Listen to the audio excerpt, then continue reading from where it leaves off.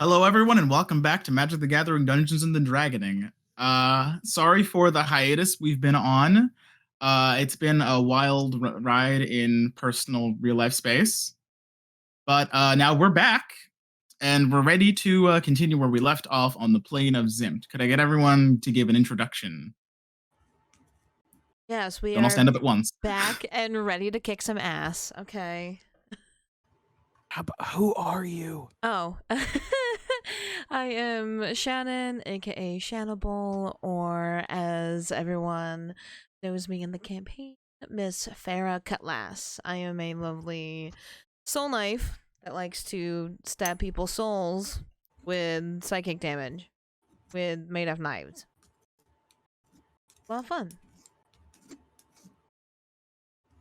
I am Will. I play the character of Cauldon Moon, and Slide into that. I've switched up a couple things since last session. I no longer have Heavy Armor Master and a Rapier. I now have a Long Sword and the Feet Slasher. My flavor for this is that Cauldon trains against his Echo every morning, and found out that this fighting style probably works better for him with this party. So that's how he switched, and we're gonna claim that his reward that he got from the Boros Legion was a longsword, so he has it. Shut up. Good save. Danny, if you want to go, you can go ahead. Yeah, I laughed, so I guess it's my turn next. My name is Danny. I am playing Seren, the elf, who's very excited to be in a place where she doesn't have to wear her hood all the time because her eyes don't hurt. And yeah, I'm really excited to be in this world, y'all. That's pretty much Last it. but not least, We weren't supposed to level up, were we? Nope. No, not yet. you're to level 4. We're close, I think. At the end of this session. Yeah, I'm thinking we're close. Maybe Anyway. not this session, No. but soon. Let's just go pick some extra hesitation. fights to get that last level in. But tangent aside, last but not least, yes, I am Ryan, and I play the character Merrick Ulbrecht. Looking forward to this campaign because Merrick finally may have found someone who can actually help him piece together who turned him into a blood hunter to begin with. It's gonna be fun. Yeah, I forgot about what happened last session with Cauldon. Yep, I didn't. Yeah. Y'all got doxxed. We really did. Did we? Yes, we Yeah. did. By Remember the Mr. tuning fork? Investigator that has a mutual Oh The- yeah, respect. I don't remember what he said to me. An don't seem Oromancer much to detective, us. or a Sonomancer detective was like, what the fuck's a planeswalker? And you're like, Oh yeah, so yeah, About because that. Sarah also in character is really bad at Yep. that. Not many people Yeah. know what planeswalkers are. No. And even like one of the backstories that I give out for my plane, which is toxic, people know that other planes exist, but not that planeswalkers exist. Right. So they'll see us up here like, who the fuck are you guys? No, they're like, oh, you guys are from other planes. Cool. anyway, anyone want to give a recap of what happened last session? Sure. I'll just do a quick one. We arrived on the Zympt. We spooked this private investigator, whose name is Delian, and we had to give chase to two gang members who led us to a bandit leader and a couple gang members. We got into a fight after this chase, and we all put in grade A effort. Captured one of them, interrogated him, and we have gotten to know Delian a little bit more. He's our first non-planeswalker NPC that we were really dealing with. And we found out that he is investigating on behalf of the mayor this gentleman named Skylar, who is a terrorist, effectively, in this plane. He is using Aether, is running everything, and Skylar doesn't agree with it because, like, correct me if I'm wrong, basically robots are replacing people for jobs. Essentially. Skylar is our quote-unquote target. The whole reason we're here is we're trying to take something that is going to help us help in Tulash. I'm going to assume we might be able to find some kind of technology that runs on Ether that may help be able to rejuvenate Tulash. Oh, Tulash. I died. Tulash is the place that had like the really racist robot and the 4-armed man, right? Yes. Out of context, that sounds like a wild story to tell. It was the place with the racist robot elephant and the guy with 4 arms, huh? I mean, she's not wrong. It was the racist robot elephant, and then the Wait, probably no, I think equally that- as I think- racist 4-armed robot. Wait, yeah, because I think the elephant was just an elephant person. Yes, but we do know that he like exists. We do know that he's a real flesh and blood being Yes. in the city that's on Tulash. That it walks. Am I incorrect about that? It is not so much of a city as it is a more fortress? of like a palace or a castle. Palace. Evil House Alright. moving castle. Regardless, so we're in Zympt. Yeah. We have healed up. We've met Dalian's partner. I'm just Yes, gonna go that out is and the say term that is partner, most appropriate. and his name was Urian. And Yes. we're about to get some new threads. This Essentially. podcast is not sponsored by anything that gives clothes in a delivery service. If you would like some clothes from your favorite D&D campaign, Google it. let us know in the comments. We'll get right on Yeah, it. We'll Google get it. right on it. Oh God, Magic the Dungeoning merch, please no. Hey, Who knows? I know a company. Well, let's bet. get into it. Yep. Anyway, Decide. So I assume we all have the benefits of a long rest and we're back to full health and everything. yes. Dope. Refresh all my stiffs.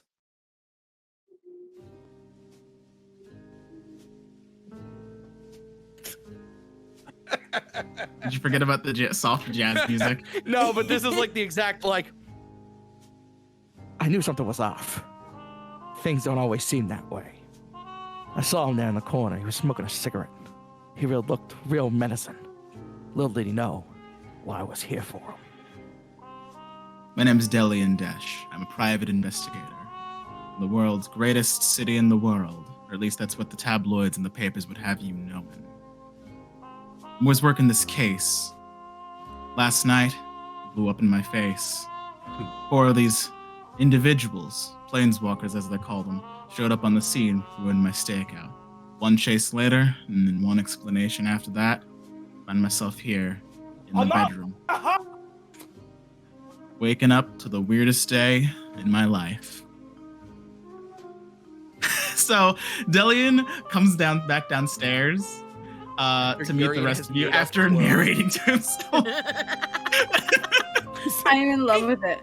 Also, Seren, I also forgot, fun fact, I forgot that Seren almost fucking died last session. Yeah, you did. Yes. I was like, oh, that's right, I misjudged the hit points of a giant spider, and I just got squished. That reference, by the way, was that Jasper made our models in Hero Forge, and he gave Cauldon a fedora. So I imagine when Urian's like putting new clothes on him, he's just like, I'm not wearing a hat. You just hear it from the other room. Where is So- where's the, I want to look at them again. Can you He send me a link? put it in our chat. I might So- have missed. Delian arrives downstairs to see the rest of you laying around his office in a matter of ways. And he seems to be sipping he seems to have like a cup of coffee in his hand. He doesn't seem the best rested individual, although he is fully dressed for the day's activities. Afternoon, well, everyone. Oh. So then, Did you he sleep wasn't all night? dreaming.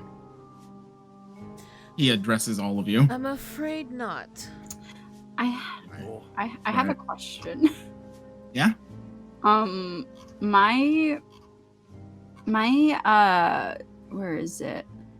My passive perception is 21. Would I ever heard this fucking nerd narrating to himself in a corner? No, it was all inside his own mind. Oh, damn. Yeah, right? I don't know how I have this much, but I do. And I'm like, I can hear God taking a fart. Oh, it's I because you was, have the observant feat. It adds your proficiencies, and you have right. your scale Oh, and there you passive go. perception. It adds 5, so basically 5 plus 6 is 11, plus 10 is 21.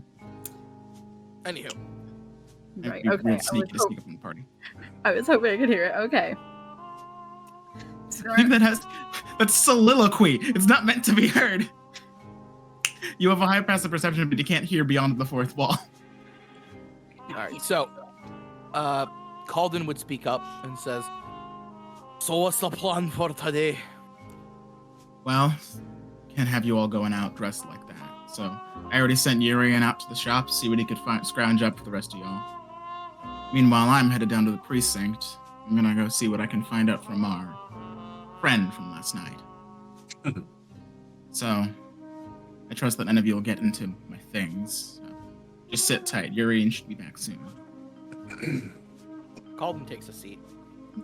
Seren A is little bit later, you hear the door close behind him as he leaves.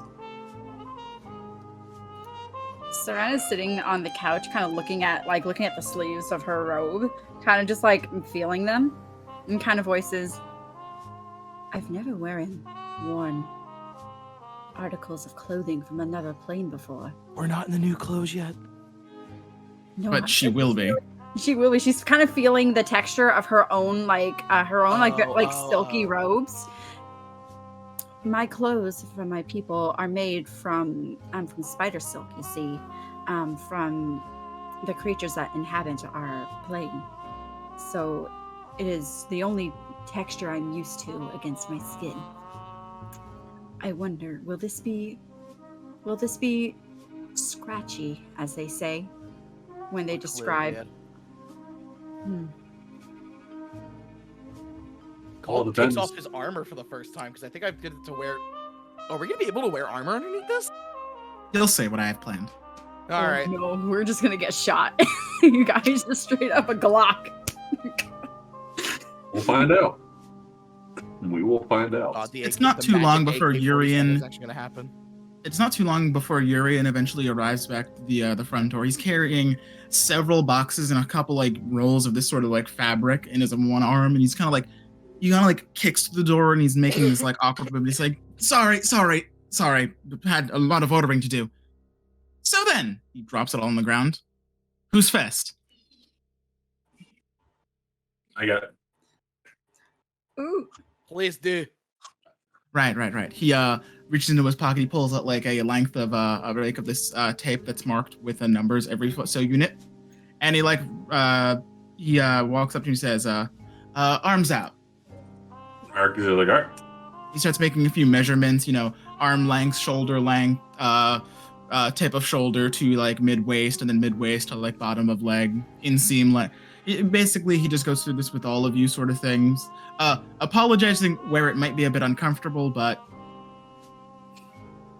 the usual stuff. Nothing you didn't expect from ever getting if you've ever had clothes sewn specifically for you. You need to be accurate. Then after writing down a couple more notes on this pen pad, he flips over the page and says, "So then, next up, suppose question time."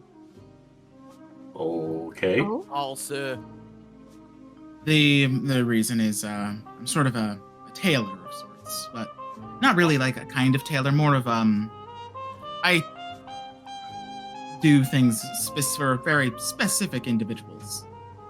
Is my day job. You've seen Delian in his gear, the staff and the caper, the cloaker, my design.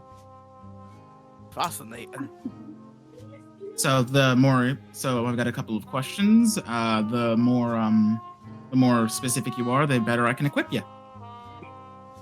Farrah's gonna be the easiest person for this. What are your questions, Mr. So- Taylor? Malco, but sure, Taylor. I guess my first question is, well, Delian kind of filled me in last night on what you guys are kind of like, although I've got a few specifics. For you, Elf, and I'm sorry, I don't believe he told us your names last night. Oh, I am Seren. So, is that with one R or two? One. I forgot how to spell Seren's name. Thank God they can't see the camera. Is it bad? Both me and Bill at the same time. Like, My eyes just went bug-eyed, and everybody else only in know the that 'cause voice of call roll just 20. held up a number one silently. I need the audience to know that. I was like, fuck. So I was reading in a couple of history books a while back on sages of old that this city used to have, people that are long gone now. I mean, the industry kind of didn't have space for sages, I suppose. But historical records seem to dictate that the staff is an important item to one's culture. Do I have that right? Yes. Mine was carved when I became of age for the very first time and got and advanced within my magic. It's like Is it the only thing you can use for magic?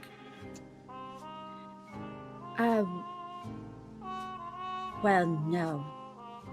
I can. Right.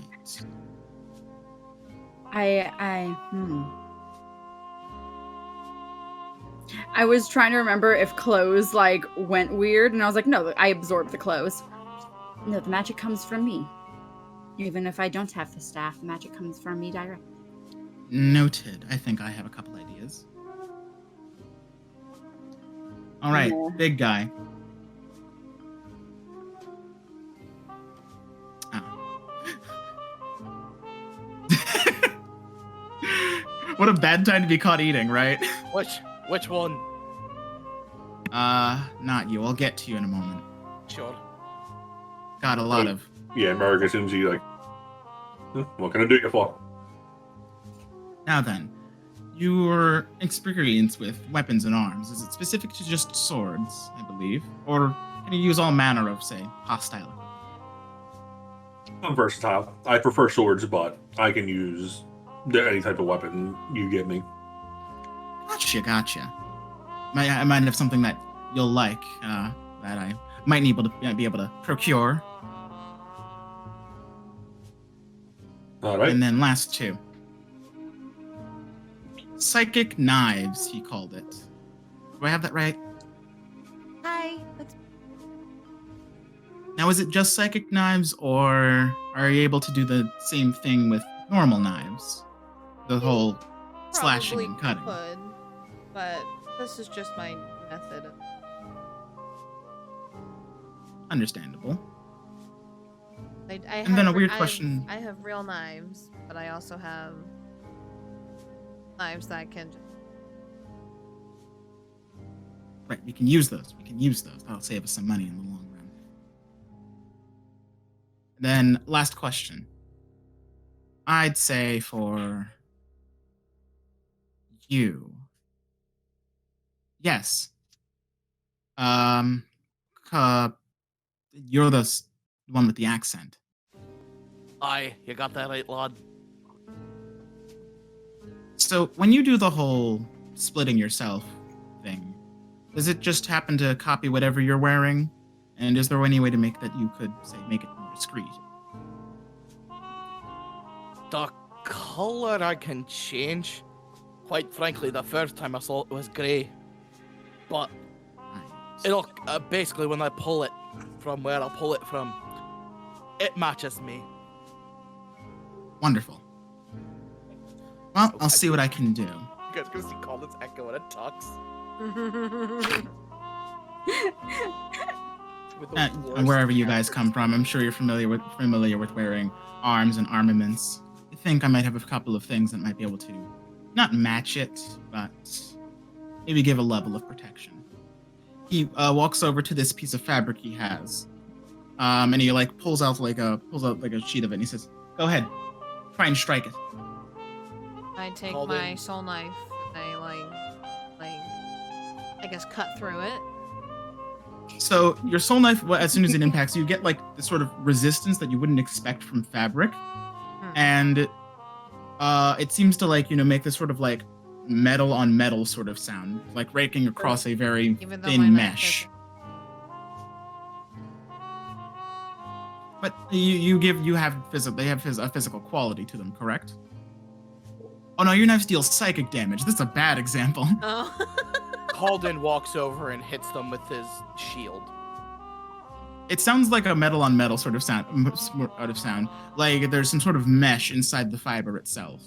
So like it goes like ping pong. Interesting. More like kind of brushing chainmail. Cauldon feels the material. It's heavier than it appears. It seems to be this sort of like almost sort of tweed or corduroy sort of material, but it is much heavier than you'd expect. Wearable, but not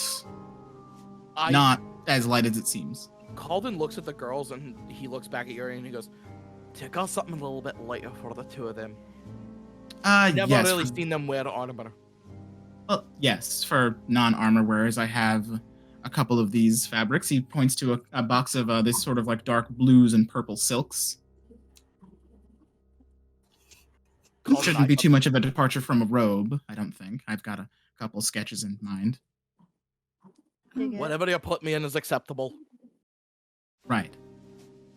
Now then, he reaches into once more into like this one box, and he pulls out what seems to be the sort of a case, and he holds it towards Merrick. He opens it up, and it is a pair of how can I describe them without describing them? It looks, I'll just say it. It's a pair of brass knuckles. Ooh. Oh, You said you were versatile, so I thought maybe you might like these. Worn around your fingers. Discreet. But, usable in a fight. Merrick just has them in his hands like, they're not blades. These will do some damage. And in another one of these cases, he pulls out what appears to be a very similar item to what Delian was using earlier today. And it seems to be the sort of like capsule sort of equipment, and he holds out towards Cauldon. Go ahead, click the side, hold it, and then release away from you. And out pops this thing, sort of like you hear like this spring sort of pop, and a blade comes out the front. Ooh. That's so cool. I like you. And to reset it, you just hold the trigger again, let it go, and it should pop back in form. And he does Try not to have your fingers anywhere near the far side of it. You know what that reminds me of? You know when you have your measuring tape really far out and you just like fucking release it and it zaps back into you and like smacks at you? Does this count as a long sword? It is a D6 slashing weapon with the finesse and light properties. It's a short sword. Got it. Well, without the piercing damage. Does a short sword do piercing? Yes, it's do. Oh, I did not know that. That's why there's one called Sting. Okay. All right. Anyhow, I blame Lord of the Rings for the reason why the short sword was a piercing weapon. Does Cauldon asks him, "Do you got anything that replace this?" I don't, unfortunately. Nothing that's discreet, unfortunately. We're trying to go undercover, as Delian said. Fortunately, something as big and bulky as a shield really wasn't something I could think of. Cauldon asks if he has a leather strap, like a spare leather strap. Should, yeah, a couple. Cauldon sits there and turns it into almost like a bag, and he drapes it over his shoulder so it hangs at his side, so it almost looks like a satchel. Smart. Not the brightest bulb, but sometimes I got some good ideas. All right, next thing. You already have your knives, so we won't need to worry about that. And then he pulls out one more thing. It appears to be an umbrella with a hooked handle. But the handle seems to be in the shape of a crescent moon, and inlaid inside this handle is sort of like a couple of these like dark bluish purple gems. Oh. She opens the umbrella inside. Whoa, bad luck, but yes, I'm glad you understand how it works. It's an umbrella. But here, go ahead, close it, and then wield it the other way around. Oh, like when you slap the shit out of somebody with an umbrella and you like hold it by the umbrella side. Try casting magic through it. Cauldon steps back. Ooh. They're like, oh. What okay, is I- in the room? Is there a Explosive. dummy in the room? There is a couple of mannequins around the Cauldon area. summons up his echo. Oh. Go ahead, hit it. I don't want to use a full level. to give Urian some confidence, you would see that the Cauldon's echo has now got that capsule in its hand instead. And he goes, "Oh, right, I should work on. Hold on." And he desummons it. And when he resummons it, it's now like gray and misty looking as an echo. The only cantrip I have that is a magic stone. I'm gonna cast magic stone. Because that's all I got. So unfortunately, there are no rocks around for the material component. What about okay, is he like one of those guys that would have like no, he has gems. Gems are technically rocks, so all his You would gems, have coins. That would work. yeah, so like his fucking copper like coins just like get up and just start pelting Cauldon. Oh, if a 12 did hit, which it doesn't. I imagine the echo would block it or be unaffected. But Okay. when you went to go cast the magic stone spell, the TD handle part of the umbrella lit up the same way that your usual staff would. Oh. Her eyes like Steven Universe star eyes, like, whoa, Interesting. thank This you. This world's is fine crazy. craftsmanship. The black market has all sorts of things that are useful for discreet arcanists like yourself. Oh, we just call that the wizard's court in my plane. Well, I don't really know what a wizard is per se, but if it's anything like one of the arcanists. That's basically it. So then, how are we getting dressed? well, now I have to go take these measurements and load them into one of my sewing machine, so to speak. Cauldon takes this time to start taking off his armor, and he asks Siren or Farrah if they can help him. I can't reach the buck! Just a lot of buckles. Oh my god, why are they so buckly? So basically, Cauldon very shyly asks Seren and Farrah to undress him. Can I have some help, please? I'll never take these damn things off. I'm helping him doing all of the like unbuckle, like I imagine they're like belt buckles and stuff like that. So it's or like leather kind of like leather and wooden straps. Oh, she's fucking going to the whole doing the hood. Does Farrah help Cauldon? Sure. What? So She's doing a bit of bookkeeping. that's fine. One thing that the girls would notice about Cauldon after he takes his armor and his shirt off is Cauldon is ripped, like way more than you think he would because he's kind of lanky looking with armor on. He also has an incredible amount of scars across his back and chest. Hmm. And So he looks at you, looking at him, and he goes, "Each one's got a story. That's not great." They all do, just like the hunters back home. She doesn't really seem too bothered by the nakedness. She's like, yeah, practical. Pop. Not wearing a shirt. He's still wearing pants. He's not insensitive. Oh, okay. I was just like, No, Cauldon's not that. No, Cauldon would have been like, Farrah, Seren. I feel like Cauldon is the kind of guy that gets pee shy. Yes, very much so. It's very deep and insightful lore. Yeah. No, but Cauldon. So one thing, he'll share the scary thing with the group, but she goes, every time you see one of them, it's got an injury on it, which is representative of how I could be killed on the plane that I'm on. But they never don't leave with at least a scar of what they have. So every single, and she like pokes every single scar. So every single one of these are from different, essentially branches from a different timeline. Fascinating. The biggest one that you guys would notice is it probably is still like healing is the bullet shot he took from Chadwick. Ooh.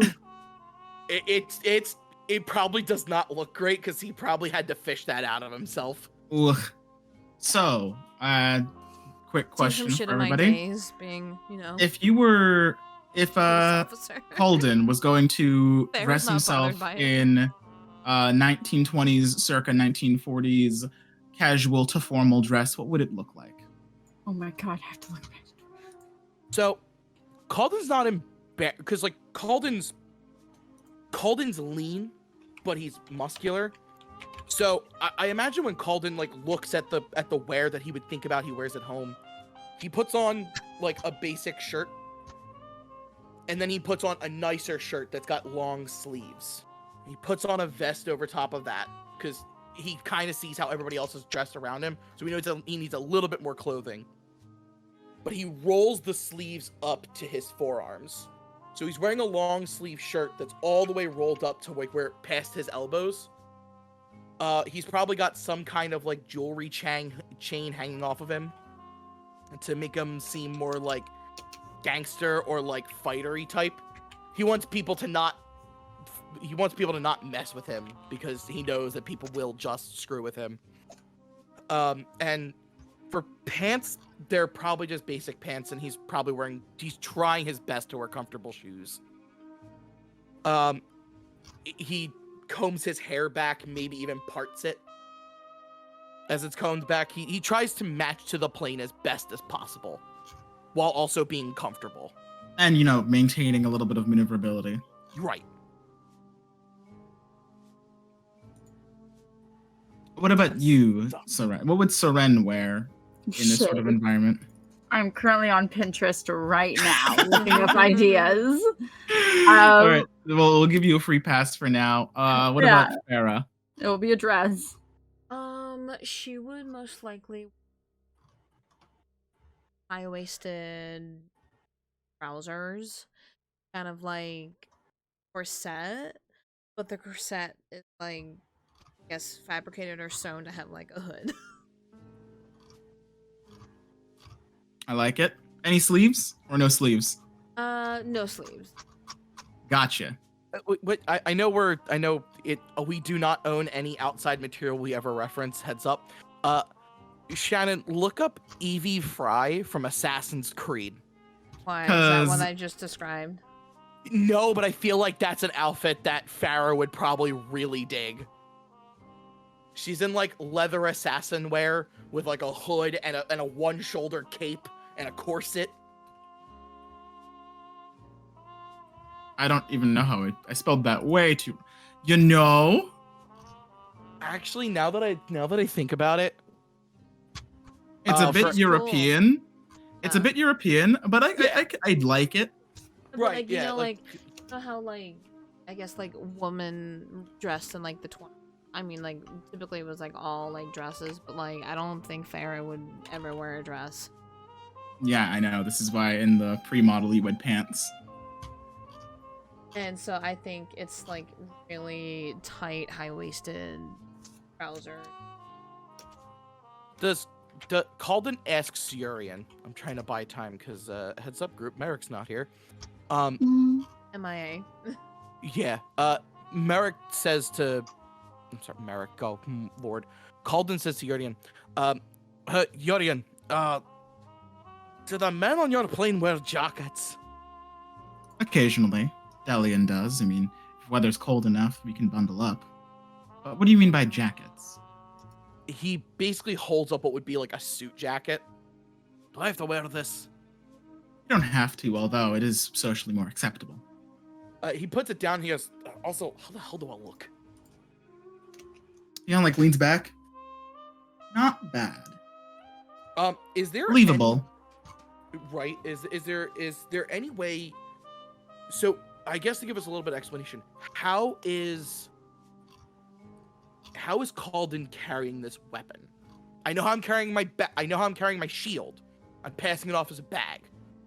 But like the only thing I can think of is there any way to hide it on my shield? So that basically, because the idea I have is, I would say the easiest way, if you are wearing the jacket, it would be just you would have it in the suit pocket. Cauldon thinks about that. He rolls down the sleeves. He puts the cufflinks in them to make them look nice. And he puts the suit jacket on. And he buttons the middle button because he is a gentleman and he knows etiquette. Sure. So, from a mechanical standpoint, you are no longer wearing... What were you wearing? I was wearing splint mail. So, in terms of that, you're no longer wearing splint mail. However... the zympt equivalent. The zympt equivalent. So this would be the equivalent of a chain shirt. Would just drop your armor class by a bit, Yeah, it drops it by a lot. but it trades the advantage now being that now you can roll for stealth without sucking.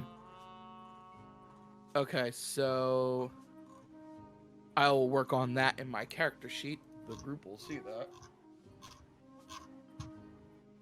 Going off, aren't we? Oh. You know you can talk out loud about fashion I time. know. It's one of those Just things keep where your- like you two were in like had fashion courses, I assume, at college. So like Yeah, anybody's gonna know I about this took, stuff. I took a costume course. My minor for. So we studied like genres, fashion stuff, and how like acted performance. Oh, and what apologies, I they am back. wear and stuff like that. So like what I Hello. sent, it's called an like it's a mixture between like a Japan skirt and an A-line. Kind of get like it's kind of like layered in the front. Jasper, Yeah. if you're gonna kill me, it's gonna be this session or while I'm on this stupid plane. Which is My kind of AC Really? went. My AC went from 19 to 16. My Hey, join the club. Echo has a higher AC than I do. oof. This is bad. I say, so what did I miss? Merrick, We're So talking outfits. Talking yes, outfits as to what Cauldon we would described that wear. he's effectively wearing like dress wear. three-piece suit. Yeah, I'm effectively wearing a three-piece suit. Oh, now I definitely am. I have the jacket on. I've built the button, the middle button. I think the only thing Cauldon's not wearing is a tie. I feel like he'd find that too much. A bit, yeah. That's fair. If he could, he would just walk around with the vest unbuttoned. Nope. Fair. Oh Lord, Cauldon has got the same AC as his Echo. This is terrible. And I want it to be clear, Aha! my AC is In only universe that- ludonarrative nerfs. And I want it to be clear, my AC is only that high because I have a shield. If I didn't have a shield, it'd be 14. Yeah, it's pretty bad. So, are you two? So, Siren, are you ready to describe for the listeners and for me? I think so. So I'm actually really digging like I don't know which one I am liking better. The first one I posted under my Wi-Fi is being mean, or the last one I just posted. I can't decide which one I like. But definitely better. going with a sort of 1920s flappers, Flappers women's vibe. suffrage sort of aesthetic. I Yeah, think and the not, first not one like suits and like perennial. I feel like there's a different people talk about flapper. I think the instant they think is like more like showgirl flapper, but like even like she's having like There's What definitely you like call it? little like flapper stuff. There's levels to Yeah. this. yeah Some yeah people yeah, just yeah. trying to dress. No, it's valid. So yeah, so I'm I really like that she has like little lacy frilly gloves. Which we got her dress is like more like dark Tone back, yeah, Black. that's cool. yeah, like blacks and purples and stuff like that. It goes down to her knees. It's almost like kind of like a pencil line and stuff like that. So it's like more like what you call it? Yeah, a little bit more of a pencil line with a little frill on the bottom. But she also And less has pleated. yeah. I don't know how to talk about costumes at Yeah, all, sorry, guys. I know a little bit. But, Which like, we call it, pleated, pleated is like the like I guess not a line straight. Yeah. What But grandmas wear, and she my has a grandma. hat with like a little floofy of a black feather on it, Ooh. and long pearls, and which we call it some sensible black pretty high heel shoes. Which we call it high heels for For running. with a We'll little make- buckle. Which we got, but mostly she's also wearing like a big coat and stuff like that's like fur lined and stuff like that, like luxurious, very pretty, a little thicker. Which we call it that she usually wears like over everything. That also has like a very like cute, fashionable like fur lined hood on it. And stuff, but she's like wearing it down, but it really adds to the fashion. Like, like really like old fashioned Cruella de Vil, like the really big, flumpy, like oversized, fluffy, like over the top fur coat, like that, like a Cruella de Vil, like fur coat and stuff that with gloves, and she'll have like and just that way she can hold herself constantly like this. Yes. Nothing. I just want to let Jasper know because I know he's probably questioned that roll I just made. I found the 1d6 slashing weapon. Which you call it. So yeah, I already put something in there.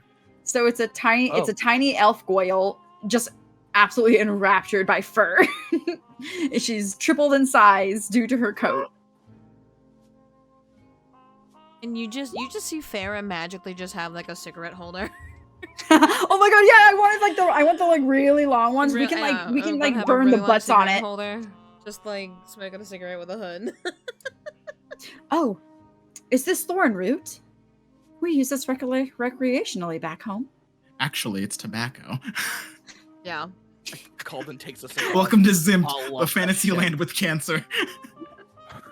I was making a weed joke. Cauldon walk towards the camera. Ryan, could you describe if Merrick was going to wear a 1920s sort of outfit, how would you describe it? Be as casual as formal as you'd like.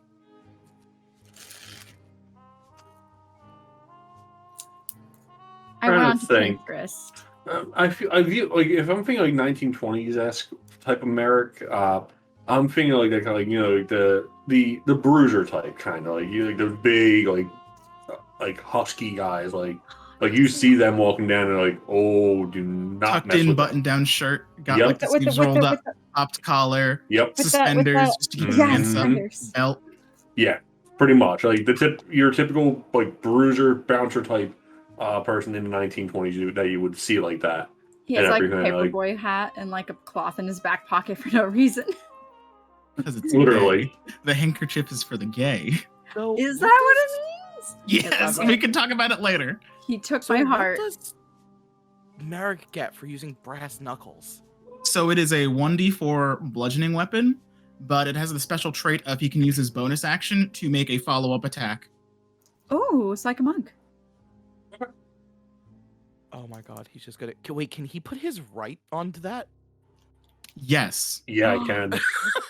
He's just gonna slice himself with a brass knuckle. I like to think that he goes like, punches himself. He's like... He bites his tongue really hard and puts his blood from his mouth. Fucking Naruto style, just... Makes me think of Dead Man Wonderland. Something like that. Merrick has fangs, actually. That's right. So we really can do the Naruto thing. Yeah. Slices his hand. God damn it. Cauldon, so you have the zympt suit and pants attire, which gives you the effect of chain shirt. And you've got the slide blade, which is a discreet one-handed slashing weapon that deals a d6. Yeah, Cauldon leaves like the dress coat open, and he's got. Oh, by the way, Merrick walked away, but to hide his shield, to hide his shield, Cauldon has put a leather strap on it. And I was there for that. Okay, you were there for that. Never mind. I'm gonna shut up now. No, you're good. I walked away like not too long after. You have these sort of aesthetic conversations one by one with with our new friend Urian, and as he's working on this sort of this machine, it seems to be a mess of gears and needles hooking up one side, and on the side that Urian's sitting in front of, it seems to be this sort of like I want to say it's like a pedestal with a bunch of typewriter keys on it. Is the best way I can describe it. And as you guys are describing, like, what sort of outfit you were like, he's talking about, like, the style of the times. And this machine seems to be assisting him in, like, quickly and readily crafting different articles of clothing. He gets us to a point where the outfits we have described, our characters now have in... Okay. So, Seren, you already weren't wearing... you were going to say something, Will? Yeah, just Cauldon can hopefully get himself dressed this time. He doesn't have to ask the ladies to undress him. You got a belt too, so that should help. Oh, perfect. One last buckle. Oh, actually, I'll put the slide blade on my belt line if it can fit. Yeah. Perfect. So, Seren, you already weren't wearing armor, so unfortunately, not much for you will change. You're still wearing it's the sort of this other silky material, not quite as light or as fantastic as what you're usually wearing, but it's not different enough that it causes any sort of discomfort or texture, sort of dysphoria. Do I get like half a point in AC because of just the sheer amount of flu? Unfortunately, not. It still knocks me out. It just hurts a little less. It's What the does impact shock. Farrah and Merrick get here? So, Farrah, you would be wearing effectively what is leather armor, which doesn't change anything about you. That works out. Yeah. And Merrick, what was your armor situation before? Half plate, right, Merrick? Half plate. All right. So would this actually in fact be this will still be a bit of a downgrade for you, but we'll shift from half plate to breastplate, hidden underneath the button down shirt. Okay.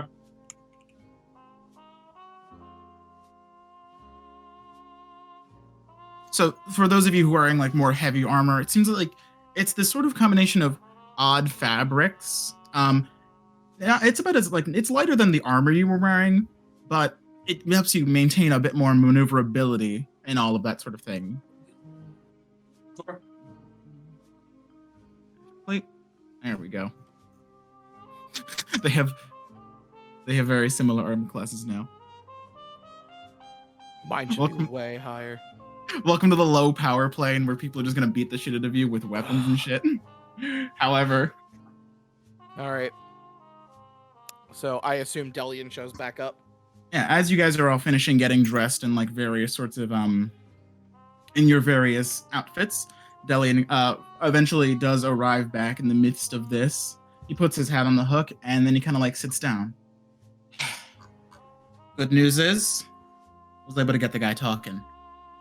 Bad news is, I don't think he'll be doing any more talking for quite some time. Ruh-roh, what happened? Do it. Let's just say he got a bit aggressive. Hmm. The police got involved. He tried to jump me. Told him I would be fine, just having a one-on-one conversation.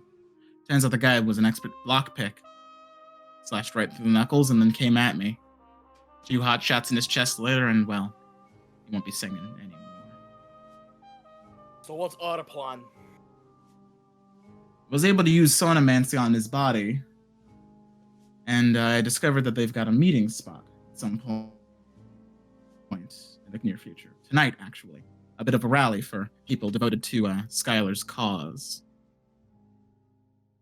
Skylar's call. There'll be a lot of people, so I don't imagine we'll be making any moves, but we'll definitely be able to get some information from him.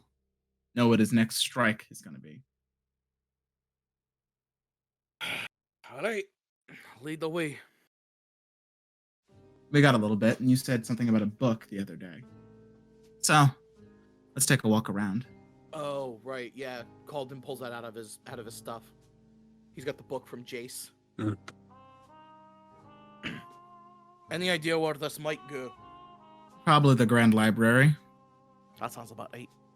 It's near the town square, near where the mayor's promenade is. Cauldon takes to walk. So you all head outside, and it's much brighter than it was last night. It's about mid-morning. Still very like sort of like a hazy, rain-slick streets. It seems to be like a permanent aesthetic of this is just like how often it rains here. It's like a PA every other day Oh, Lord. for like 12 minutes. And She puts you guys that are just back up walking the her streets. hood. She feels right. There is no hood. Unfortunately. Oh wait, Oh, there no. kind of is. There kind of is. She just kind of slinks back. She kind of like Slinks the jacket over her head.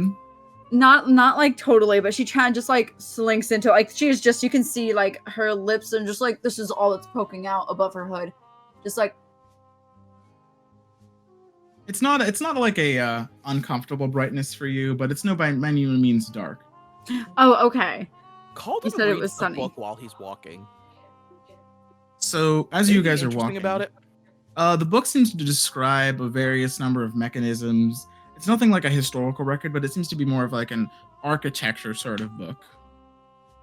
Something that describes like the construction of machines with a lot of schematics and designs. Some of these things, some of these are sort of like aesthetics you recognize as you walk down the street, as the area around you seems to be covered in a litany of brass piping, gears, wheels, and a couple of these sort of crystals. You think far up in the distance, you see the sort of tower that seems to spit out large fumes of smoke. It's more of like this dark gray sort of must, not, and in that structure, as you look up, Delian says, "Main central power plant, where we get all the lights from." He points to a couple of the street lamps that seem to be lit by not flame. How do you keep forests around here? Natural wildlife, things like that. Natural what? Right, understood. There are a couple of those things. They usually don't hang out in the cities. Exterminators usually get to them before we do. I'm so sorry. Unless you're talking about guys. rats. We got a huge rat problem. I'm so sorry, guys. Out of game. My roommate just messaged me. Apparently, she's home with groceries, and I did not see that. And she needs help bringing them in. I'll be You can step away right from back. it. Yeah, go ahead and do your thing. Just tell me what happened. So, guys, just quiet, squinting. As you all make your way through the city, you meet a couple of people's eyes as like they're walking through. None of them seem to pay you any significant number of mind, other than the occasional like glance and then like look away as you guys look at them. Sort of feature. You all seem like a sort of motley crew. Around the way, you see a couple of these kids, and then in like sort of like an open alleyway. They seem to be playing with what seem to be dice, and they're all kind of like really noisy and shit. There are about like 6 or 7 of them. None of them seem like very well washed or very well supervised. All the way in the slums. Not quite, but let's just say there are more kids in this town than there are parents. It happens. Factory workers lose a lot of jobs, suddenly can't take care of kids. A couple of terrorist attacks later, and and by this time everyone's parentless. Skylar's hurting people, but I don't think he cares about how many eggs he breaks, or about like how many omelets he can make. Ever take the time to think that he's hurting too? Oh, I know he is. And if I can ever have a conversation with him, I'll let him know that this ain't the way change has to happen. Agreed.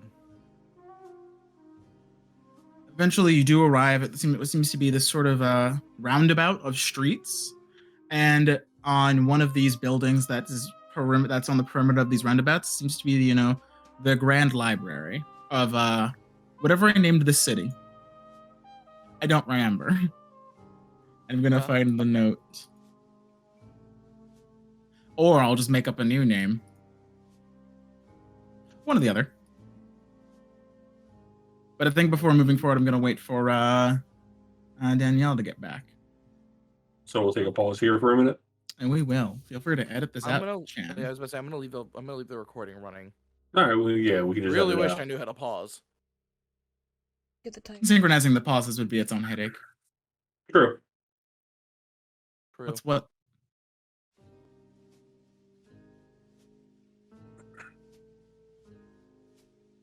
That works out. I can go because I want to go get some more ice. So I'll be back.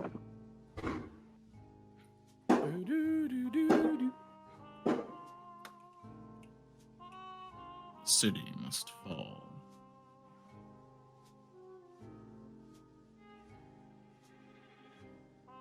I had to check the footnotes of a thing I wrote a couple years ago.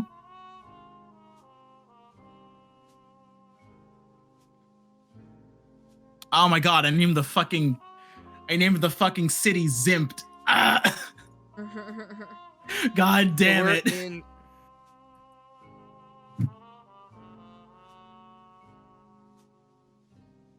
So we're on the plane of Zympt in the city of Zympt. Well, no. That's not how I can do it.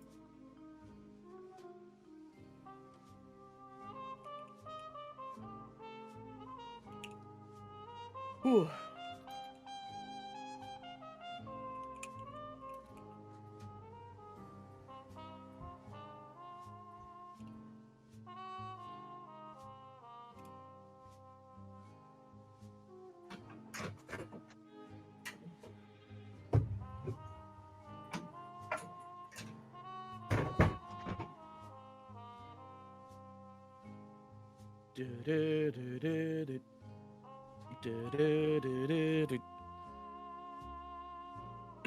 I have a feeling Farrah's gonna have a good time this session.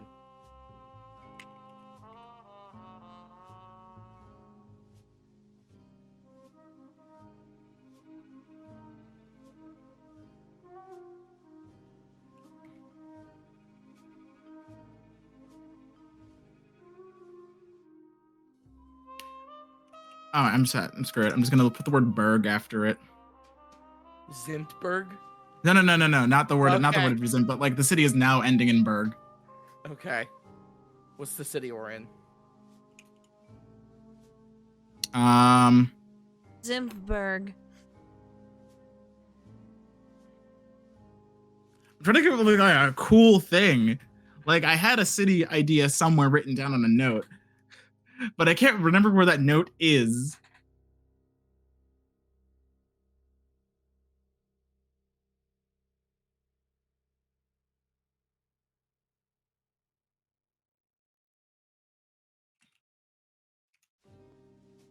Okay, so we're just gonna do that then.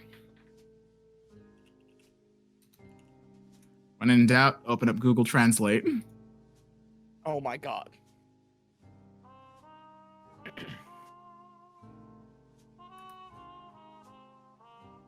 By the way, the music is from Cuphead.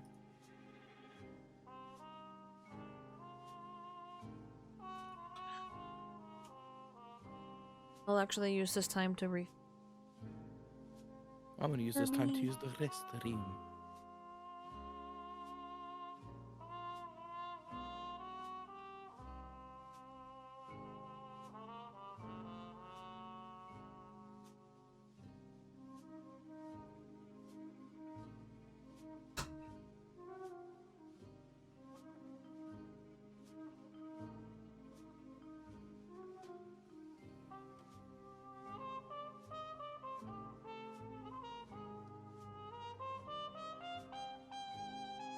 Rauchberg.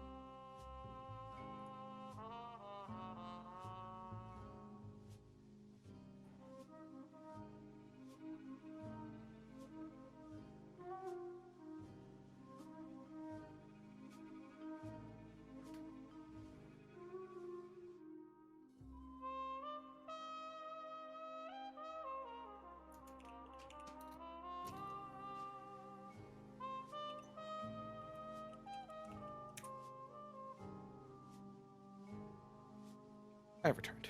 Rooksburg. Rooksburg? Rooksburg. Like Queen take Rooksburg. Yes. Got It is behind the scenes the Dutch word for smoke. We're in Smokesburg. Got it. Smoke City. Smoke City. Or Land of Smoke.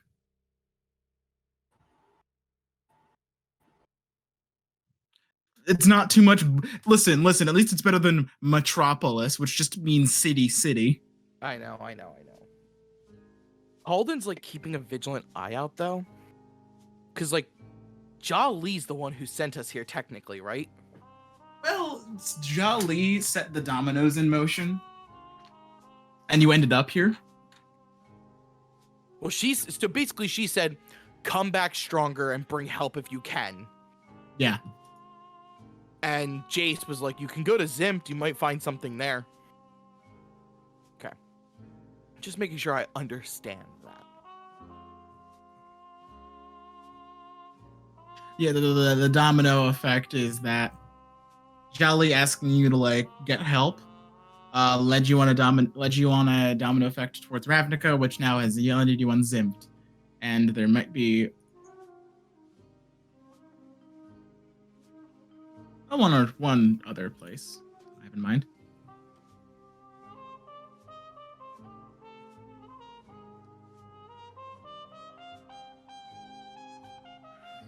Which was Oh, baby, are the fireworks I'm back. sorry? If Cauldon ever gets his moment to be in front of the TV, i.e. he gets his monologue, it's just going to be in his normal voice. Okay, they're just bombs. Yeah, shut up behind you, Chris.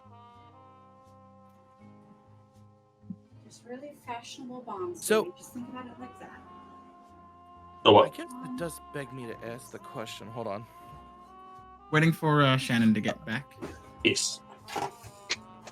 Yeah. Chris, can you Back, go I'm in sorry that about black that. case? Yep. And grab me that purple one. Thank you all. Oh, baby. No going out right now. The only reason why I asked if what are these brass knuckles count as is because Ryan's feat is only half useful now. Not a great weapon? I know. It's hard to make great weapon work in this setting. Could have given me In like, like a a collapsible pole non-obvious arm. way. Could have given me like a collapsible pole arm. Like even Cauldon has like a short sword effectively.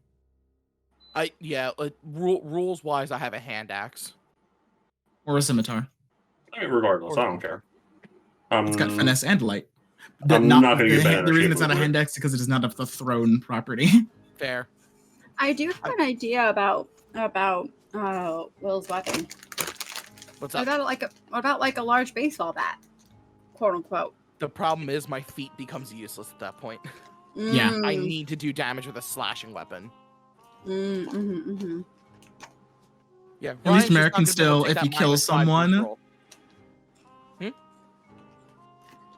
on a turn, if you score a critical hit with a melee weapon, you reduce a creature to 0 points. You can make another attack as a bonus action.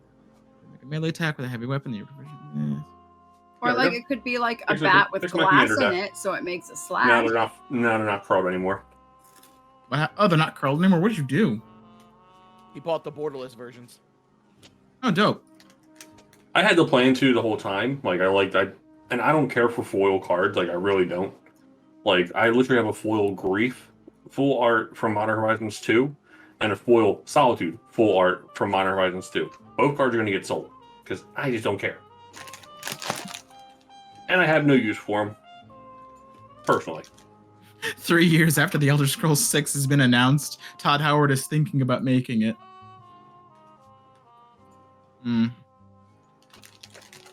Yeah, I don't necessarily have to have a long sword. I just got to have a weapon that does slashing damage.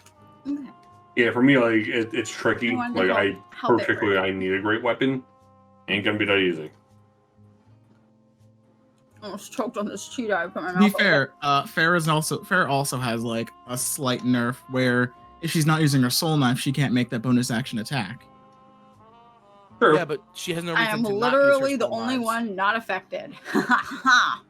That's usually how I mean, it the goes for reason magic being casters. to not use soul knives is that people don't link wizard bullshit to your face if anyone survives.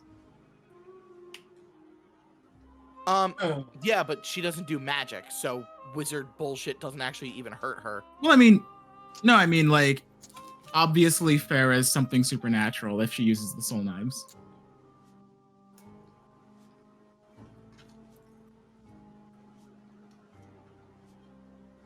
I don't know. Realistically, to me, I feel like it should be the other way around. That was cast. She should be main actioning the soul knife and then bonus action stabbing with the Let me read the the dagger. semantics of it.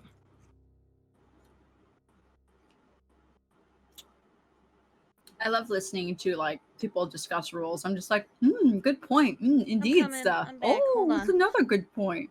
Well, actually, it does bring up the question because she actually should be using it anyway. Hold on, headphones. Okay.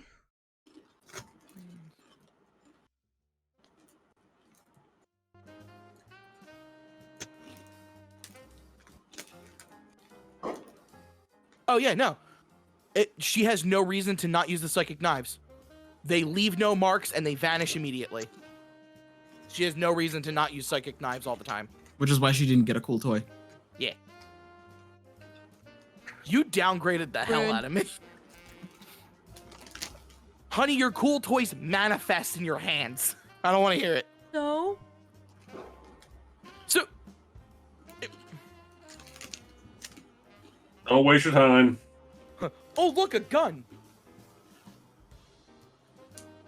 All right, Jasper, I think we're ready to go. All right. Recording still rolling? Yep. Or did we ever pause them? Yep. Still So rolling. apparently, I'm the only one that can be able to pause recordings. I don't fucking get it.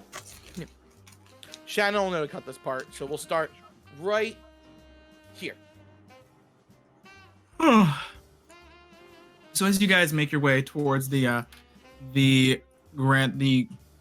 First National Library of Rooksburg, going into the front door isn't too much of a feat. It's just up some stairs, and then it seems to be open as people are frequenting in and out of such a place. Upon first impression, you see that it's probably the most complicated-looking library you've seen, as well, it's got the bookshelves and the multiple levels and a bunch of steps that seem to lead to obvious places. The ceiling seems to be lined with this network of metal pipes, and every once in a while you hear the sound of like hissing air as something rattles down one of these pipes. I don't like this.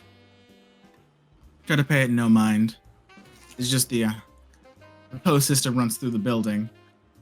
All the old pipes from the previous era, still in the same infrastructure. Library's new, building's old. Fair enough. Is there a librarian around here anywhere? There is someone at the front desk, yes. Hey, Jasper. Walk I'm up so to sorry. her. Sorry, continue. One question, Dan? I'm so sorry. No, you continue first. You can So ask questions. you arrive at the main library. He seems to be like an older man.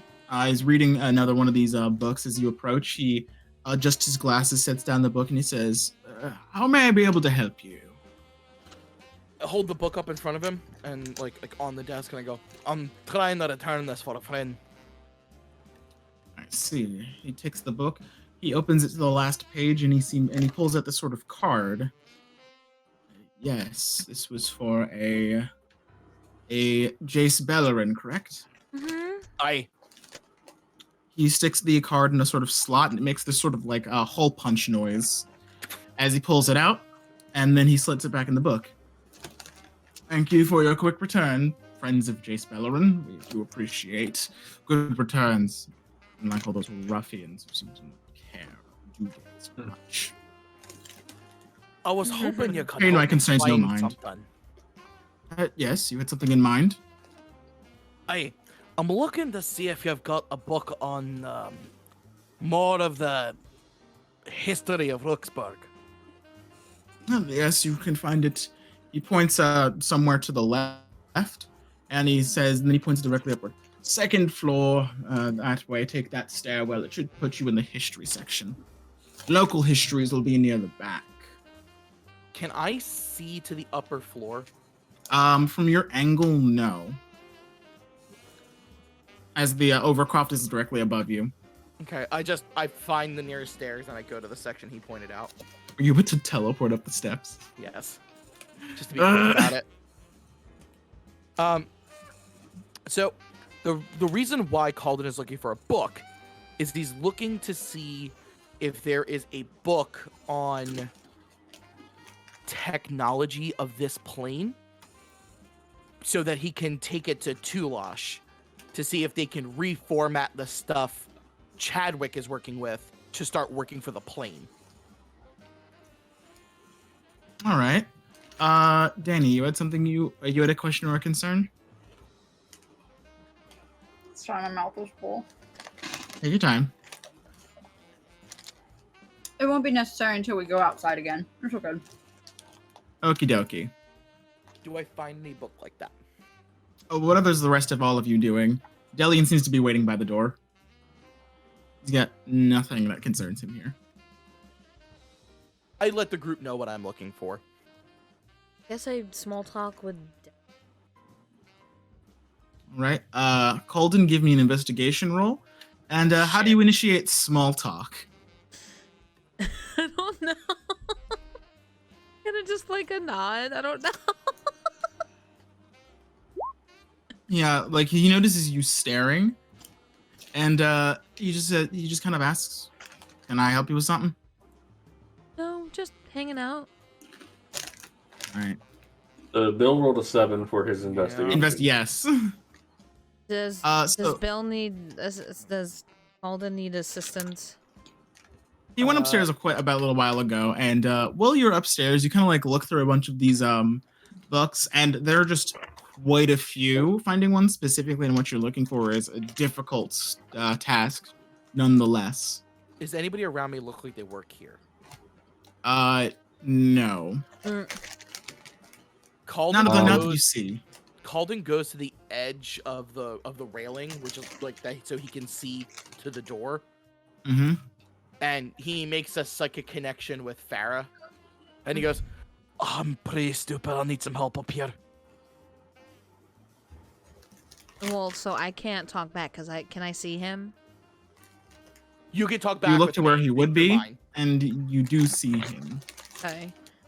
As he requires line of sight, so do you. Oh, okay. I do not require line Yeah, of no, sight. he doesn't. I do. Oh, you require range. She has a further range but needs line of sight. I do not need line of sight, but I have a shorter range. I talk back. Mind speak. I'll be right there. Wishbone Cheeto. And then to the guy that I attempted to small talk, I'll be like, Cauldon needs help. I'm gonna try to help him. I like scurry Right, I'll be here, I guess. off. The Oh, I guess Cauldon. Delian could help us, couldn't he? I'm sorry. Who has the highest investigation? Probably me. Y'all said think Delian you could don't have help expertise as too? well. Huh? Jesus. What? So Delian could help as well. Oh. Don't get a hate boner. Hmm? I mean, I got a +5 investigation, so like I'm not Holy too crap, far How behind. Right. many people have investigation proficiency? Let me see. You gotta understand, I have a +3 intelligence modifier. Okay. Oh, I that's have Oh, a yeah, plus, that's I have fair. a +6 in investigation.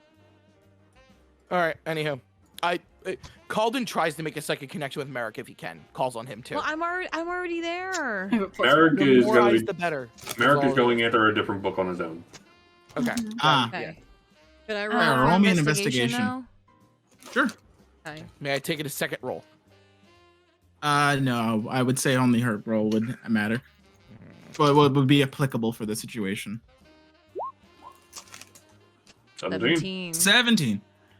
With that roll, you're able to locate a sort of as you like approach the section where you're looking for, you find a couple of books that seem to relate to your sort of field of study, and you notice an open slot. And as you find this open slot, the librarian actually walks up and with a sort of cart, and he picks up the same book you just returned. He just kind of like has like a sort of okay sort of moment where he's like, oh, you guys are still looking for different books. So he slots this one in.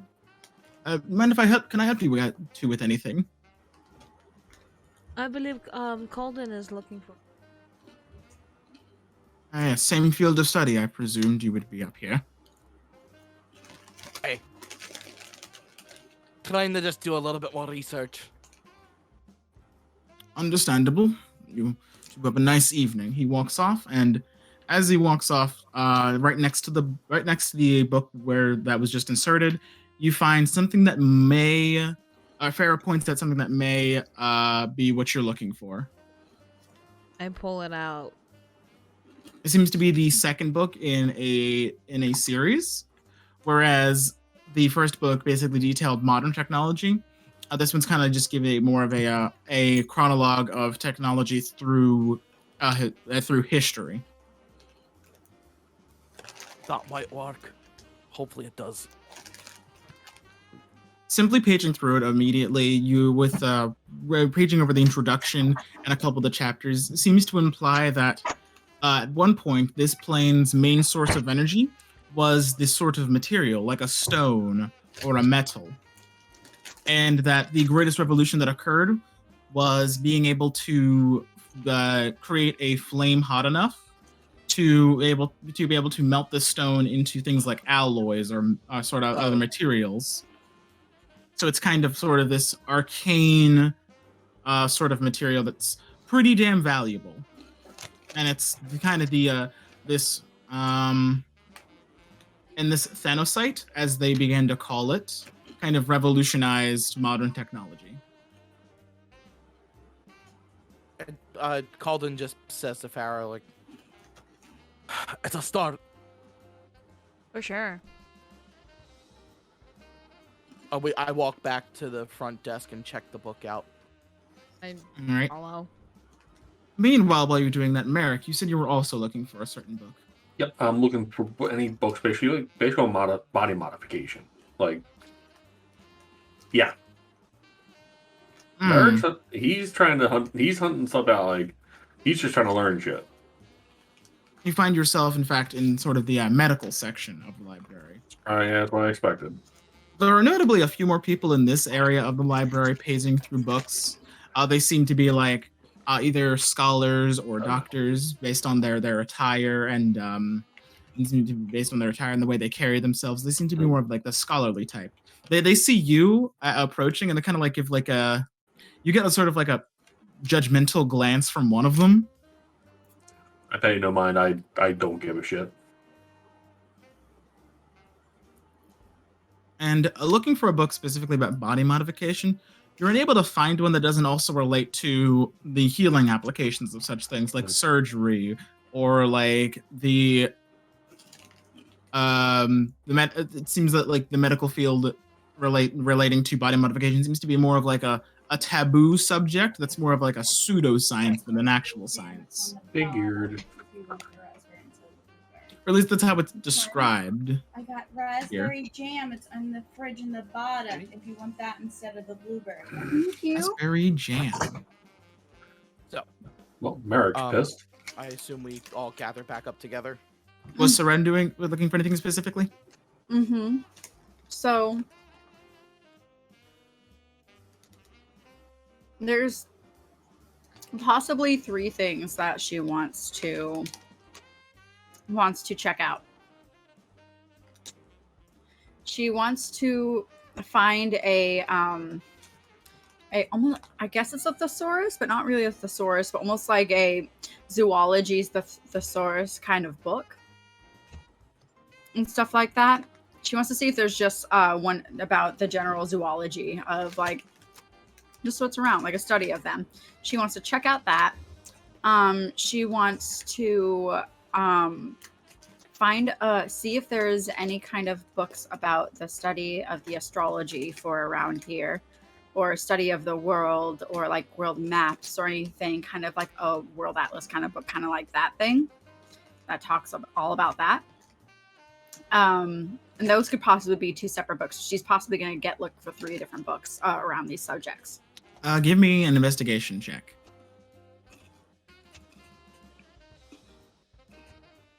24.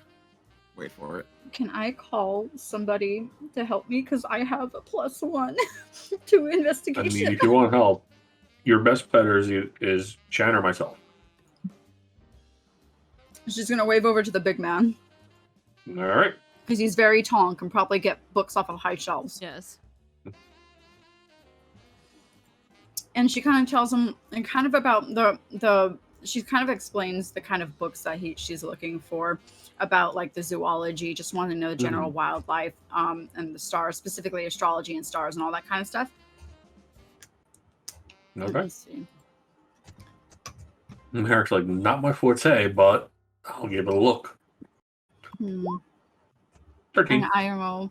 Do I roll? Do we, Merrick, roll both- with advantage. Oh, shit. Okay, so I'll just reroll again next. Mhm. 14. 14.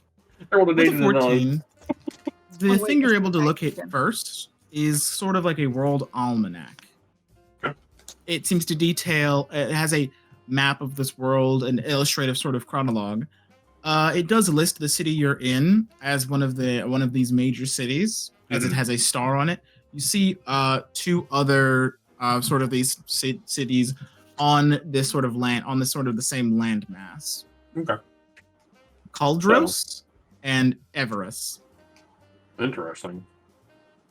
Well, so again, Merrick not being his forte, he still looks at the book, like, and he takes it down and hands it to Seren. He's like, "Would this be what you're looking for?" Yes, this is a good one. Okay.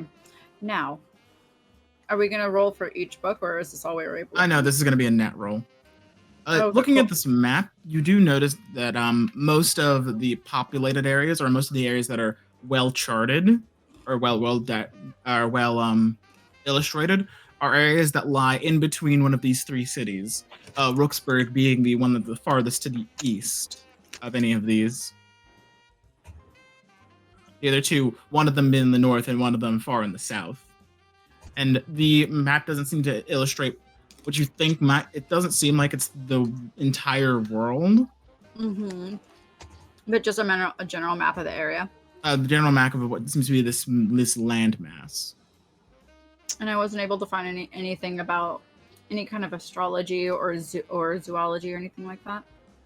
About the astrology, you do find not much, unfortunately, in terms of astrology, as it doesn't seem to be a field that's well practiced here or something that's very heavily studied. Zoology, however, you do find a sort of, it's almost like a journal, or at least it's kind of set up like a journal with illustrations of various creatures. Some of them do seem quite fantastical, and some of them seem quite mundane. You've got your typical sort of like birds and small rodents. You've also got things such as large creatures, such as oxen, and you were scaling up to say sort of large reptilian creatures with wings. Oh. That sounds She's gonna go and just tap his shoulder excitedly with a book. She's like, yes, this, yes. all right. They're dragons. Merrick Dragons. he grabs it and grabs it down And- for her and hands it to her. And even the astrology book, it doesn't have. Welcome to much, Zympt, where but- dragons can be oil barons. God. And he goes like, "All right." It makes you Not very much, upset, but- doesn't it, Will? There's Hey, Merrick. not much, but Merrick looks at her and many other books. Like, I'm here. No, this is perfect. There may not be a much knowledge, but there's a base. You should always start with a base before building up and discovering something new. At least you were able to find what you were looking for. With this I turned up knowledge nothing. imparted upon you, now that you're familiar with this number of creatures, turning into or using your wild shape feature here shouldn't seem as strange or out of place. Much like a giant wolf spider. So we check out of the books. Where does Delian take us after that? We're probably checking him on to Jace's library card. He's gonna get charges forever. He's gonna be like, I didn't take out any more books. Oh yeah, look, my friend Jace said that he would be paying for these two. I'll just put it on his list. Thank you. The librarian seems to tap on a couple times on this typewriter, and then he tears off a piece of paper, and he sticks this slip inside both books, making a hole punch in each one. Thanks, friend. As he walks out, he is holding the books, and he puts them in his bag. All right. Afterwards, Delian kind of motions outside, or begins to have motions of going outside, back into the open air. And one of you asked him where to next. I did. Yeah. Right. Think we're headed to a burger joint on 33rd Street. I imagine you guys are Burgers. pretty hungry. Famished, actually. Do they have burgers on Right. Bren? Unfortunately, no. Yeah, so I asked, I was like, what are burgers? It's sort of like a I meat think I would product. have them on toxic. Do you serve spiders here? Oh. No? Why? Oh, pity. You're in for a treat. she's Don't worry about it. And she slings back into her coat, disappointed that yet another world, yet again, doesn't eat spiders. You have to use Judge have the to use the rest whole of the thing. multiverse. You have to use Cauldon. the whole thing. You can't just use them for yourself. You gotta eat them. You gotta make clothes out of there. Like, hi, like. Are you sure you're not a Circle of the Underdark druid? So we eat. Let's fast forward just a little bit. Well, Go to so that. you do Farrah arrive is at the sort of amazed burger joint. about the Oh, burger. something's gonna happen. Mhm. She's like, I like "What to is think the fact that this Farrah's walking goodness?" around with a notebook, just like a grilled patty made of beef. What is a cow? So you tried it, and it's got like this sort of it seems to be some sort of a diner, actually. Okay. To describe it for the human players, it's got a couple of booths and more that some that would seat about 5 of you. Delian walks over to the corner, and he sits down, motioning to the both of you to like come over. Yeah, Cauldon sits down. He goes, "The places like this around us, you go up and you ask for your food." Don't worry, the person we're waiting for should be by any moment now. Stack We're natural. not here to eat, are we? Do 2 things. Cauldon sees like the biggest sounding thing on the menu, and he orders it. Yeah, after a little while, a server does come by with a couple of glasses of water, and they sort of another sketch pad. And says, "What can I get y'all?" Farrah is still full-heartedly fascinated about a burger. She'll get a burger prize. Delian looks to her. He winks and says, "The usual." I lean over Farrah's shoulder and point out her menu. This thing looks exotic. It's called a mock shock. It's a I think we should- milkshake. A mock shock. I'm Really, we milk. said, Milkshake. "Sir, this is a malt shop. We didn't know about any of your milkshake bullshit. We serve malts here." Cauldon That's looks good. at Delian and he goes, "I'll take what he's having." All right. Is it similar to milk? Do they have milk and bread? You know what? Probably you're right. Spider milk. I should know how to read milk. Del, your friends aren't from around here, are they? Just visiting. I'm kind of a tour guide today, so to speak. Cauldon is playing it as cool as he can. Try not to worry about it, Sadie. They're acclimating. Is there I'll get a book on it, too. farmland in this plane? Yes.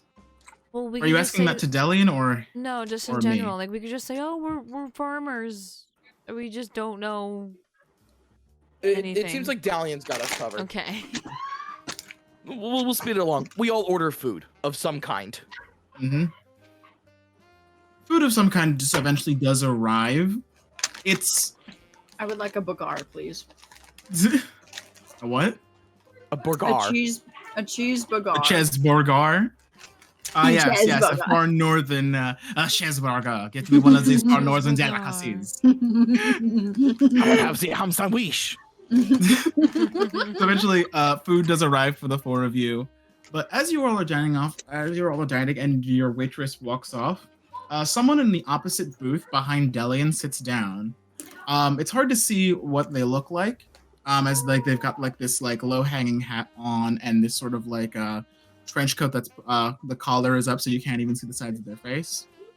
And he seems to pass a slip of paper to Delian. Discreetly, Delian's hand is just down at the side as he receives it. Now, do And we all the- see this? Seren does. You see that you have only noticed the gentleman sit down, but this exchange happens outside of the view of the rest of you. I 'Cause I watch it, can't but roll sleight of hand high enough to avoid it.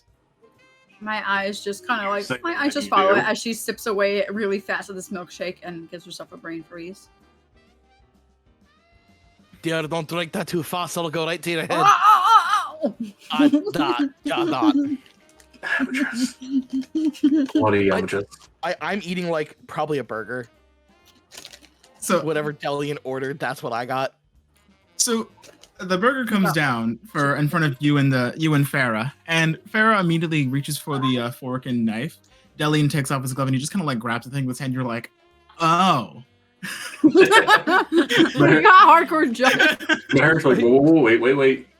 Called I just kind of goes, look at him and I'm like, you pick it up, like and then you what? go like this.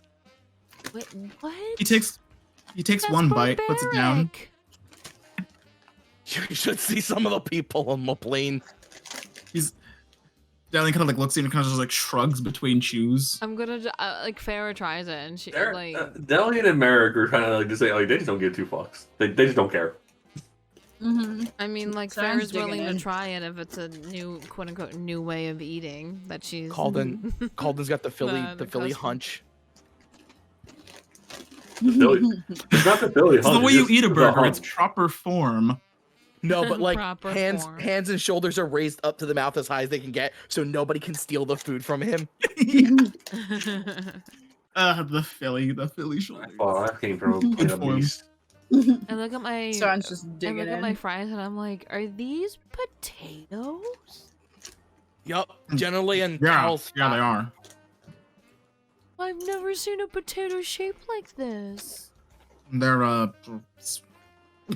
sliced in sort of these sticks. We call them fries. Oh, That's not what we call them on. That's not what we call them on our planet. What do you No. call them? Wedges. I think a couple of people up north use that expression. Oh They god, that's still have fit those in. sort of these they're What? weird shaped fries. They're kind of like a fence. He, like, Farrah's makes so sort of like a fascinated by her grid food, she's with just his, scarfing it down because she's never had something.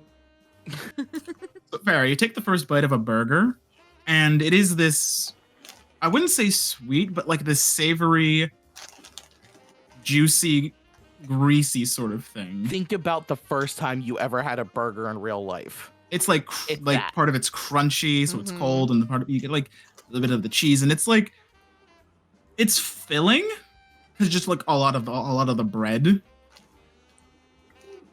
But it is a very interesting experience, Yeah. and food from other completely planes might perplexed not by be it. as It's great anymore.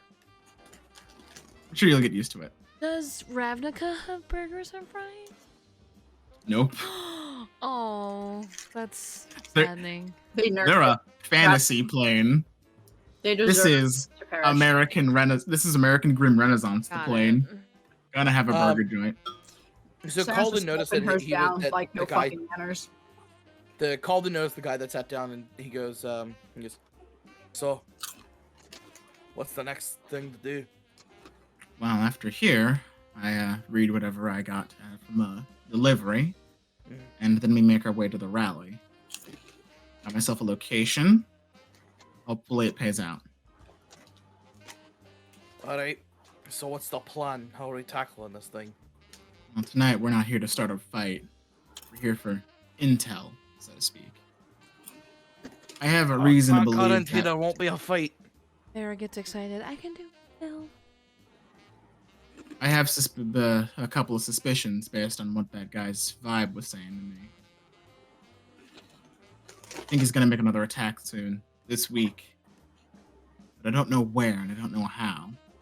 Hopefully this rally gives us the information we need. Right. Let's get ready. Cauldon finishes his burger and fries. After the burger joint, it's quite a walk.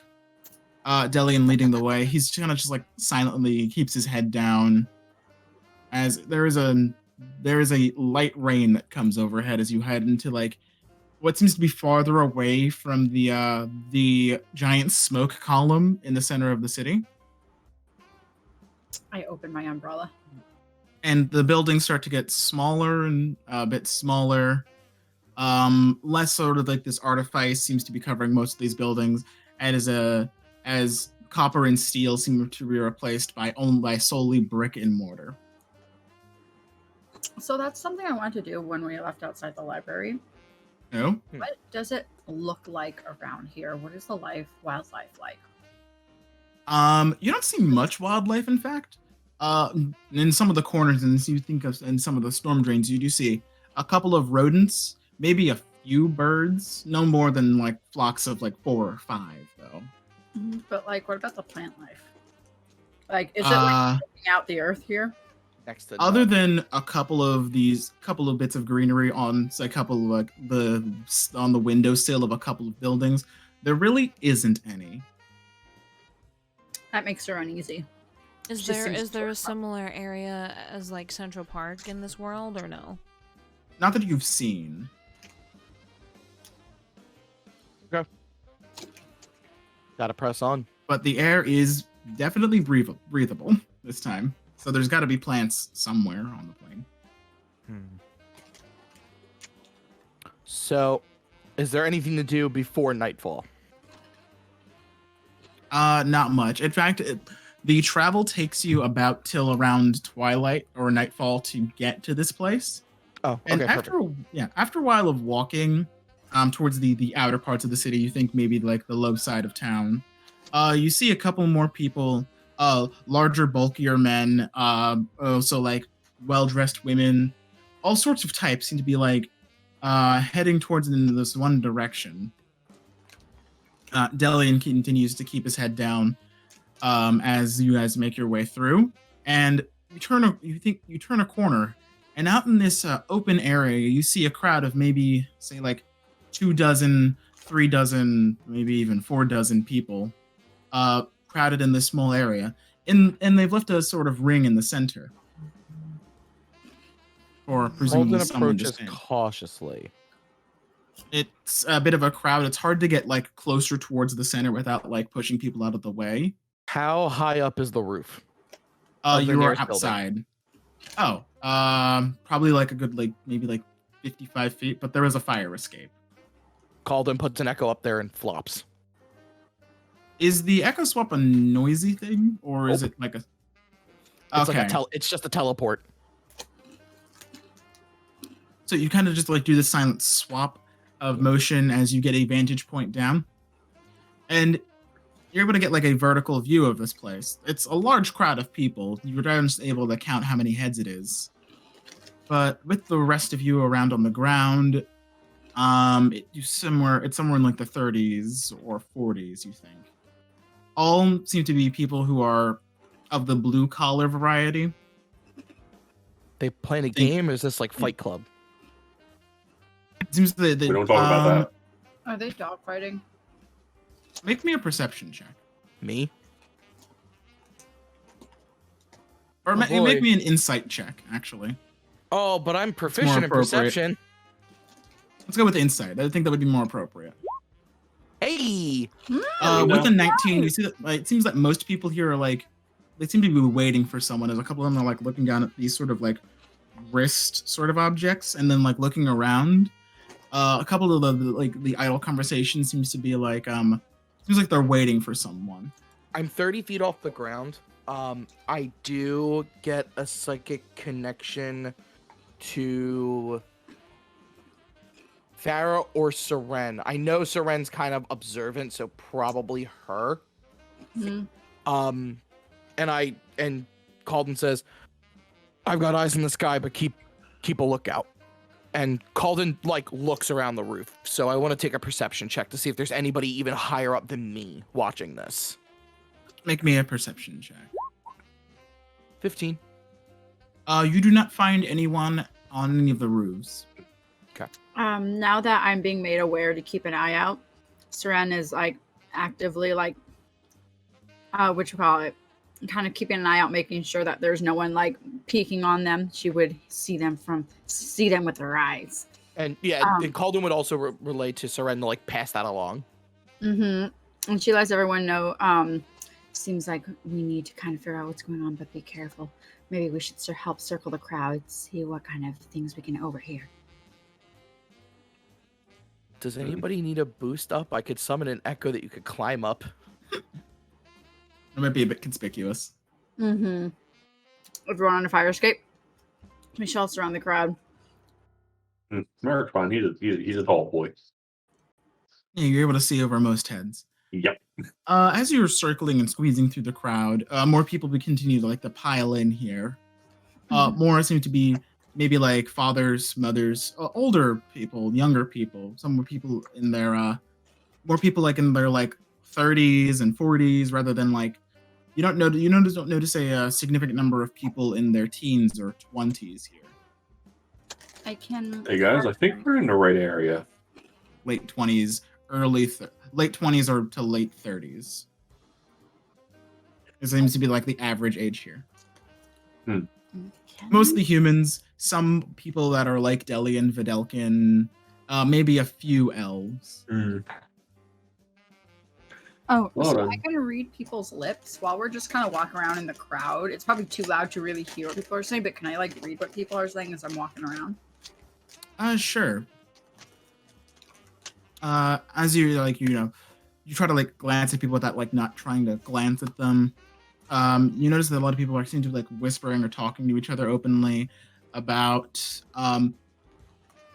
how Skylar's going to make a difference, and how tonight it's not he gives another one of his rallies, and they all seem to be they're waiting for him, and you get the vibe that some of these people are a bit impatient.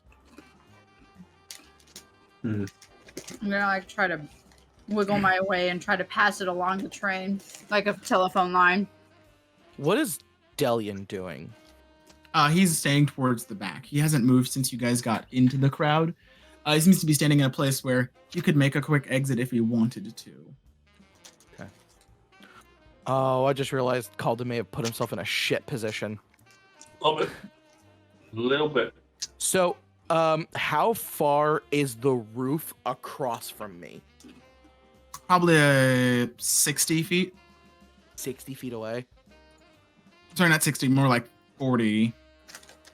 40, okay. Which means Cauldon's gonna have to do something that maybe Jasper might have to approve if he wants to escape. Hold on, after a fashion, a couple more of these people seem to be piling in, and a couple of them do join you on the fire escape. Yeah, I'm kind of Is leaned there- up against the wall. I want my hand to be on my slide blade. Mm-hmm. So they come up and I'm leaned up against the wall. I've got my hand in my shield and on my slide blade, which is in my coat, but I look rather inconspicuous. How's it going? Yeah, they give you the nod. You give them the nod. They kind of just sit around. One of them lights a smoking stick, and seems to just kind of waiting and looking towards the center. Insight. On These two guys. How many people joined me? maybe 2 or 3. They all came up together. They seem to be familiar with each other. Casual. Okay. Do I think they may be hostile at all? Maybe a bit tired. Maybe a bit overly aggressive. Okay. But not. You don't get the vibe that they're hostile towards you. They just look like they're they do trying seem to to have a hostile nature. Yeah. Okay. It's about to go down. After a little while, after a bit more time passes, as everyone kind of gets sort of settled, you do hear a sort of a cheer coming from the front of the crowd. Cauldon, you see out of one of the alleyways steps a gentleman. Does he look like Skylar from what I've seen from the wanted posters and the tabloids? Also, yes, that, but also you see that he's with this sort of entourage of similarly dressed individuals.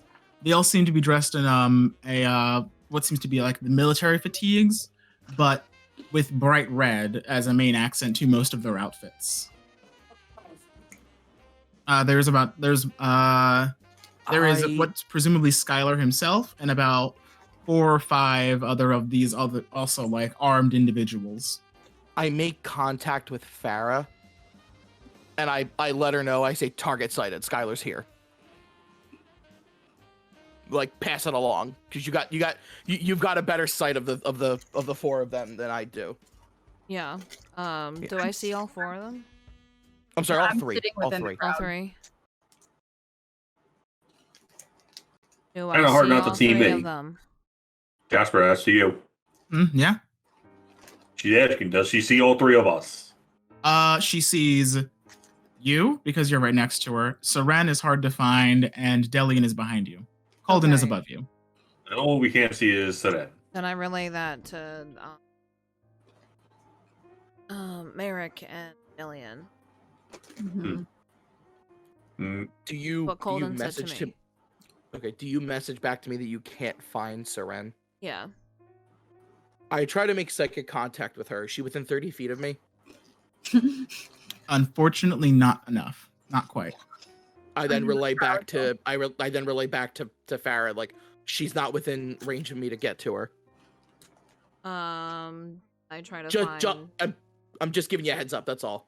Should I try to find her? yeah, you need line of sight, right? Yeah, I She need needs line of sight and I need but range. Okay. He needs range. How about I go look for Seren? Because again, I'm tall, so you can kind of keep like Right. I stand above a lot of people here, so you can actually keep. Try to look for Seren and just relay that message. I mean, Did you transform? I'm in the crowd and I know he's coming and I'm waiting for him. A lot of people are. It's very obvious Yeah. that he is arriving, as a lot of people are kind of like cheering at this point. Yeah, no, I'm trying to be up front and center. That way you can see and hear and watch everything that he's saying and doing. I'm A trying couple to. people are like chanting his name. You know, the whole like Skylar, Skylar. Yeah, so I'm going in just to be able to absorb everything that he's saying.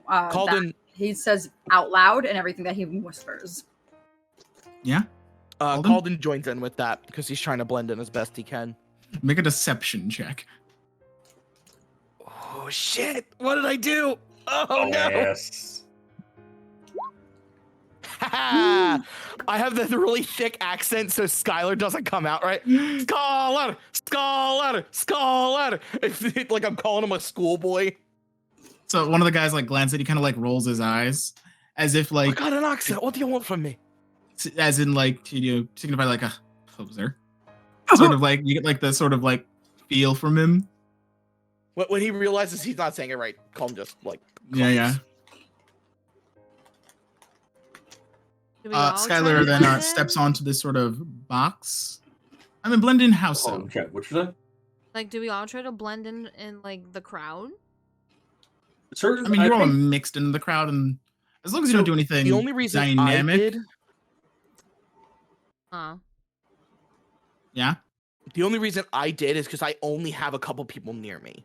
You got, like, I'm three or not four. in the crowd with the rest of you, where Oh, it could okay. just you could not be seen doing it and you'd be Mhm. fine. Yeah, no, Seren's Seren purposely went pretty deep in there. If she could, she'd try to be like more like front and stuff like that. She's pretty small. She probably like was able to like wedge her way in there.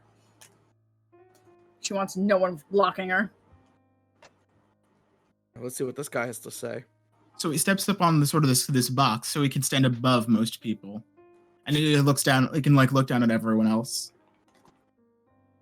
He like stretches a little bit, looks around, clears his throat. Thank you for coming, ladies and gentlemen, all others. Thank you for coming. Tonight you truly prove your loyalty to the cause. This world's artifices and the technology have taken much from us.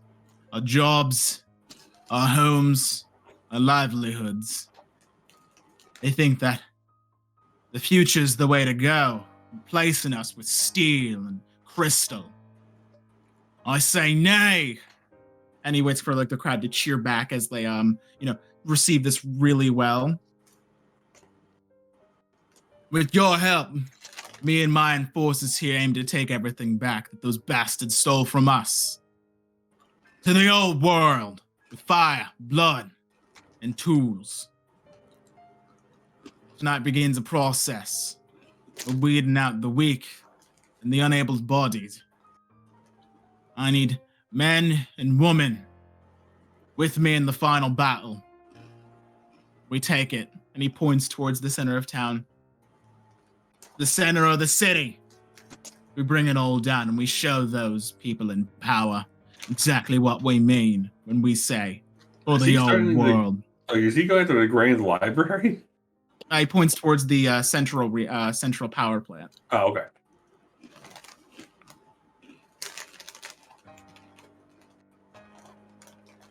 What else does he say? Tomorrow night, let's just say we'll catch the 8 o'clock train. It'll be quite a fire show. Most of your jobs, make sure that the enforcers don't get much wiser to what we're planning. And a select few of you, you're with me. We're making the break. We ride the train all the way to the center of town, Grand Central Station, and we blow the entire thing to high heaven. He is literally, yep. You He's your totally typical missed- terrorist. Cauldon's An like nodding along. He's opportunity. like agreeing with it. In the back of his head, Cauldon's like, "This guy's a fucking psycho." You totally missed the opportunity to make a take the A train joke. Oh my god. Come on. Take the H train straight to hell. Anyway. Okay, hold on. Okay, so this is gonna be a 1d20 plus 2. I got a 16 for my eye roll check. Oh my god. 16. It is felt. Does Skylar look up towards us? He kind of like looking around. He doesn't seem to be like pausing on any particular individual or face. So as long as you're not like trying to get his attention too hard, he doesn't like, lock eyes with anyone. He seems to be just like interacting with most of the people. What about the military like people who are with him?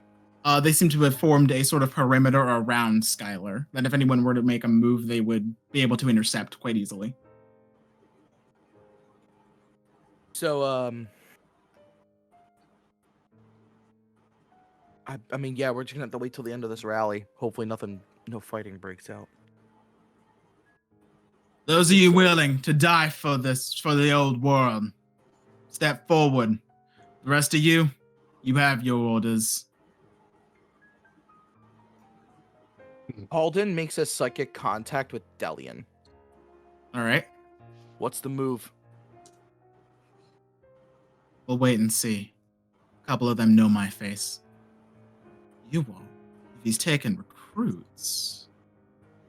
I say This may just we, work in Cauldon our starts favor. making his way down the fire escape.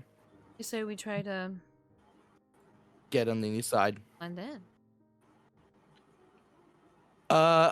Cauldon makes a psychic Take contact this with. man down from the inside. I like Yeah, Cauldon makes a psychic contact with Farrah as he's coming down.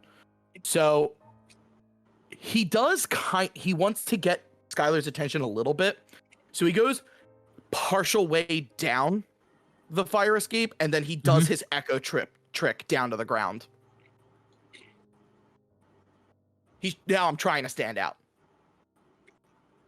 I was kind of like I'm in the midway between his speech. He pauses and he points in your direction. He's like, "Reveal yourself. What kind of arcanist bullshit was that?" We all got our tricks, friend. The name's Cauldon. Step forward. I walk way through the crowd. So at this point, you get your first good look at Skylar. By the way, I walk past Merrick, and I summon an echo behind him, trying to keep it in case things go south. I can get out of there. I was hoping you can block it because you're taller than me, actually. Mm-hmm. Yeah, I'm a tall son of a bitch. I mean, I'm 5'10", so you're not much taller than me, but you're tall enough that you Still could tall. block it. So as you make your way through, the crowd kind of like splits for you, giving you a beeline directly to Skylar. As you approach, the enforcers kind of like draw their weapons, what seems to be these sort of these pole arm sort of items, electrified on the end. I stay like 10, 15 feet away from the enforcers. Gotcha. The So- city needs to be brought down. The people who run it are corrupt. Something's gotta change. Make me a deception check as you're No. talking directly. Cauldon would believe that. Cauldon does believe that. There's a lot of governments that are corrupt. Cauldon But just doesn't it's know. more of like not directly, but it's the betrayal of intent. Fair enough. All right. Oh, thank you, Christ. I was like, you about to break this whole mission, and Seren's gonna be like, I am out. The problem is like he's gonna take a couple recruits. If Cauldon can stand out, I've got an easy in. That's Cauldon's line of thinking. An ability to teleport with a body double is No, it's very a great useful. idea. No, it's a great idea. High reward, high risk. I know. I'm so This happy. place needs to be brought down. You seem like you're the man to do it. I've got powers. I'm willing to lend a hand. So at this point, he steps down from his box, and he walks up to you. His soapbox. Yes, his soap. Yeah, yes. I'm sorry. Literally, that's where this term is from. And then he walks up to you. How tall is Cauldon? 5'10". All right, so this guy kind of like looks down at you for a couple of moments. He seems to be like thinking about something. And then Is that what he's wearing, by the way, the model that I'm seeing? yes. Okay. So he kind of looks at you a second. He kind of like sneers, and then he punches you across the face once. You kind of do not react, not ready for it. You kind of do like fall to your hands and knees for a second. Does he seem way stronger than he should be? No, but that didn't seem like he was. That the force with the force of that punch, you can tell that he was trying some. Yeah, trying. Merrick something. sees us. Merrick sees it. Oh, and Merrick is now fuming. He punches Cauldon. I would say Cauldon probably wasn't expecting it, but he doesn't drop to his knees. He like stumbles back a little bit and he goes, "Got a hell of a right hook." Merrick's hand just his finger slowly starts moving towards his fang. He's like, I am going to rip this man a new one. All right, Cauldon, was it? Cauldon. You stay right there. How are we all gonna join in? Good fucking question. Can I Cauldon's make- got an inside, so at least if I can get inside, maybe I can delay The something. thing is, I'm thinking like, can I acrobatics performing, like flipping bolt, like around Cauldon. I'm sorry for striking you, but I need to know that all that talk wasn't just talk. Understand. It's not about throwing a punch, it's about taking it, getting knocked down again and again and again. Get right back up. Aye. Funny, funny 'cause you- By the way, one of Cauldon's flaws is I remember every insult I've received and nurse a silent resentment towards anyone who's ever wronged me. So he's thinking like, I'm gonna fucking deck this guy. What if I told you that you guys shared two colors? Are you probably red and white? Red and green. Red and green, really? Okay. Yeah, actually, Seren kind of feels a little conflicted right now. She's kind of like staring at. She's kind of. You guys would know from your time working with Cauldon, this isn't normally how he acts. It's very clear he's trying to do something here. Like, Oh, yeah. I've never done that echo trick in front of people unless we're fighting. Right. Oh yeah, no. I'm just trying to. Out of character, real quick. Why are we hunting this guy, and why is he bad again? He's a terrorist.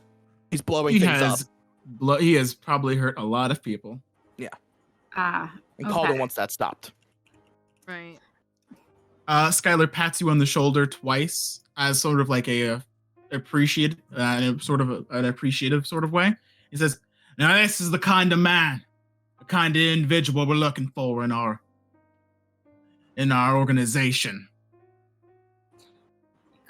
And if you think you can match him or pass him, stick around. The rest of y'all, you have a good night."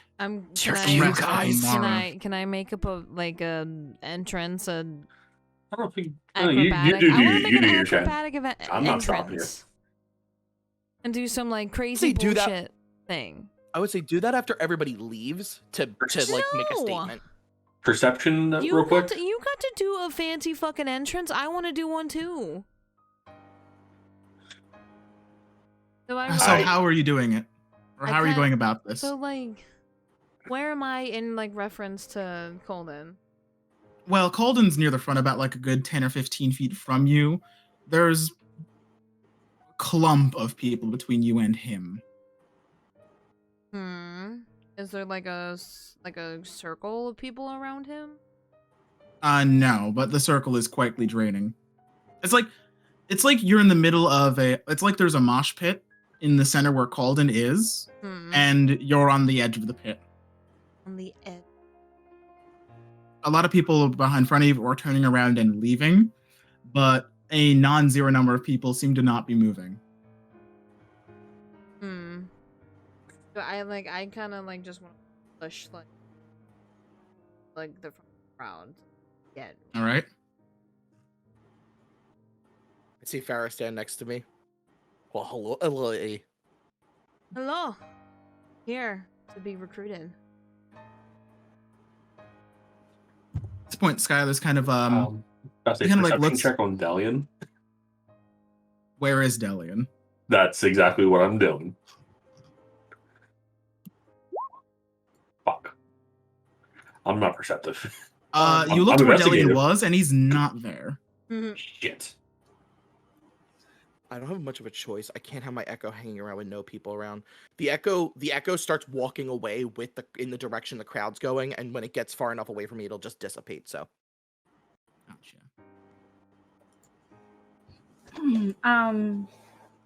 I heard As you the were crowd, looking for skilled individuals.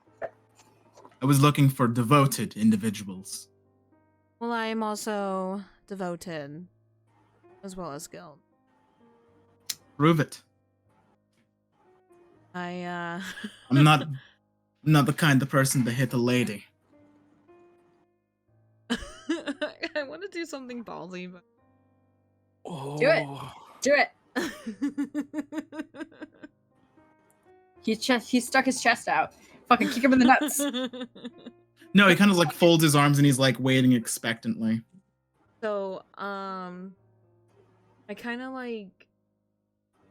Okay, I have an idea. Okay, Rule so villain. I'm gonna Rule like. villain. No, okay. So I'm gonna like kind of. There's gonna be like 6 feet between like or whatever. I'm gonna back up, step forward a little bit, do a backflip, and land with.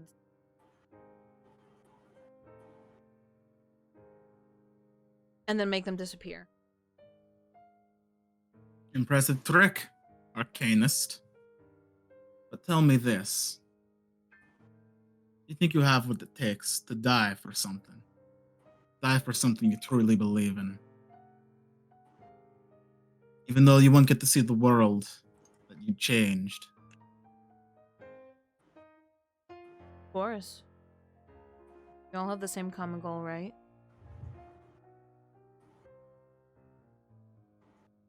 I've been living this life for a long time. Not that I was before all this, before the revolution, they called it. Industry took over. I was a plumber. Worked days, worked pipes, 9 to 5, day in, day out. Tell me, what did you lose? What chip on your shoulder do you carry? My friend. Well, fuck. A long story. Sum it up. I got time. To sum it up. Mentor who was almost took my life. Get some of it. Make a... Oh, well. It's gonna be a deception check. Option? Yes. Oh, dick. She had a +3 modifier. That's true. Well, You have a plus... Oh, you've got a +3 to deception? Hmm. yeah, she does. In this mentor of yours, Where is he now? Don't know. You think by blowing up a city you can bring him out? I would love to find out. I sure hope so. Sounds to me like you got your own vendetta. Unless our mentor's one of those higher up ones. One of the ones you want to stick it to. I'll Could need to definitely get send them. definitely could send. But Right. I'm no one. It's not. Let me get one thing straight. What we're doing here is not your message. It's not my message. It's our message. This is our cause. You came here thinking that you could right some wrongs in your personal life. Sorry, you came to the wrong place. But I want to help spread your message. It sounds like I'm just the stepping stone for whatever you got planned. This guy wasn't Scottish when we started tonight, but now he is. He's Oh, very I'm sure I can worry He's about very, that later. very Irish, and I don't know if I'm making an allegory about that or not. I'm sure we can worry about that. At the very least, you're a pair of hands.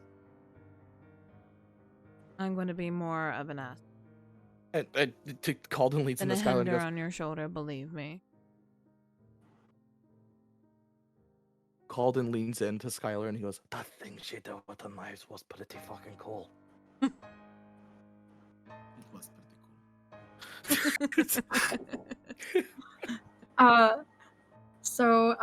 What you call it? Seren is waiting for everyone to clear out until This it's point, just them. It's like just them on the stage, him kind of talking to her friends and stuff like that. And she's like one of the only people just left standing exactly where she was, like with an open umbrella still over her shoulder. And she kind of like, waits to catch his attention, just like with her like big eyes. And like when he does lock eyes with her, she kind of just tilts her head a little bit, and they do that weird like deer flash of green thing when the light hits it just right in there. And she walks forward. and you must be from the Undercity. Don't get many of your kind around these parts. What brings you above ground? I'm always drawn to I admit I am always drawn to the call to protect one's home. I can imagine, listening to your speech and the atrocities, I couldn't imagine that it was bad here as well. So they got to you too. To be honest, no. Shame.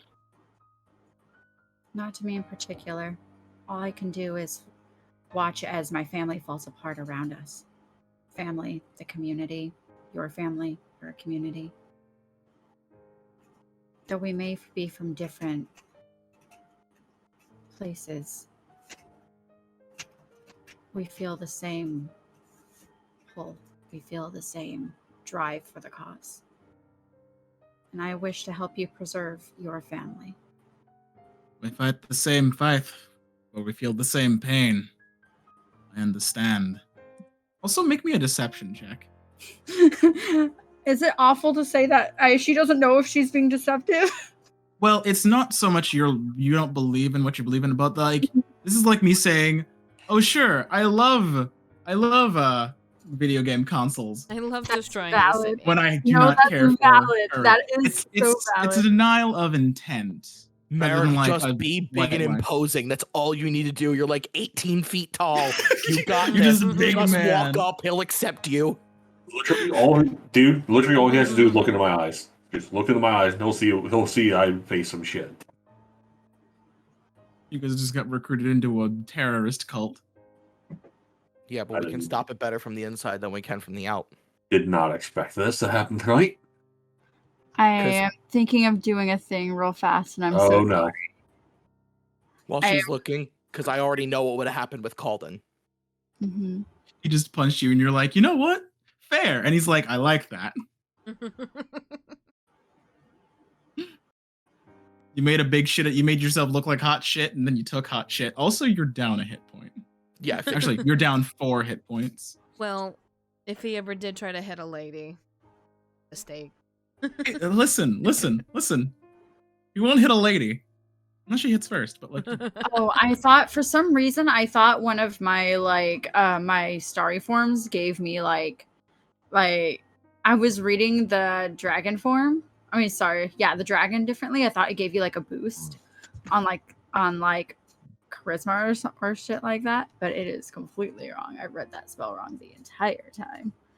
No, wait, as soon as Cauldon Deception? heard the whole plan, knowing that he's like, hey, you guys get in the enforcer's ways, I was like, I need to get on the inside because getting to him from the other side of the crowd is going to be way easier. good thing that his insight's not really all that good. What did you?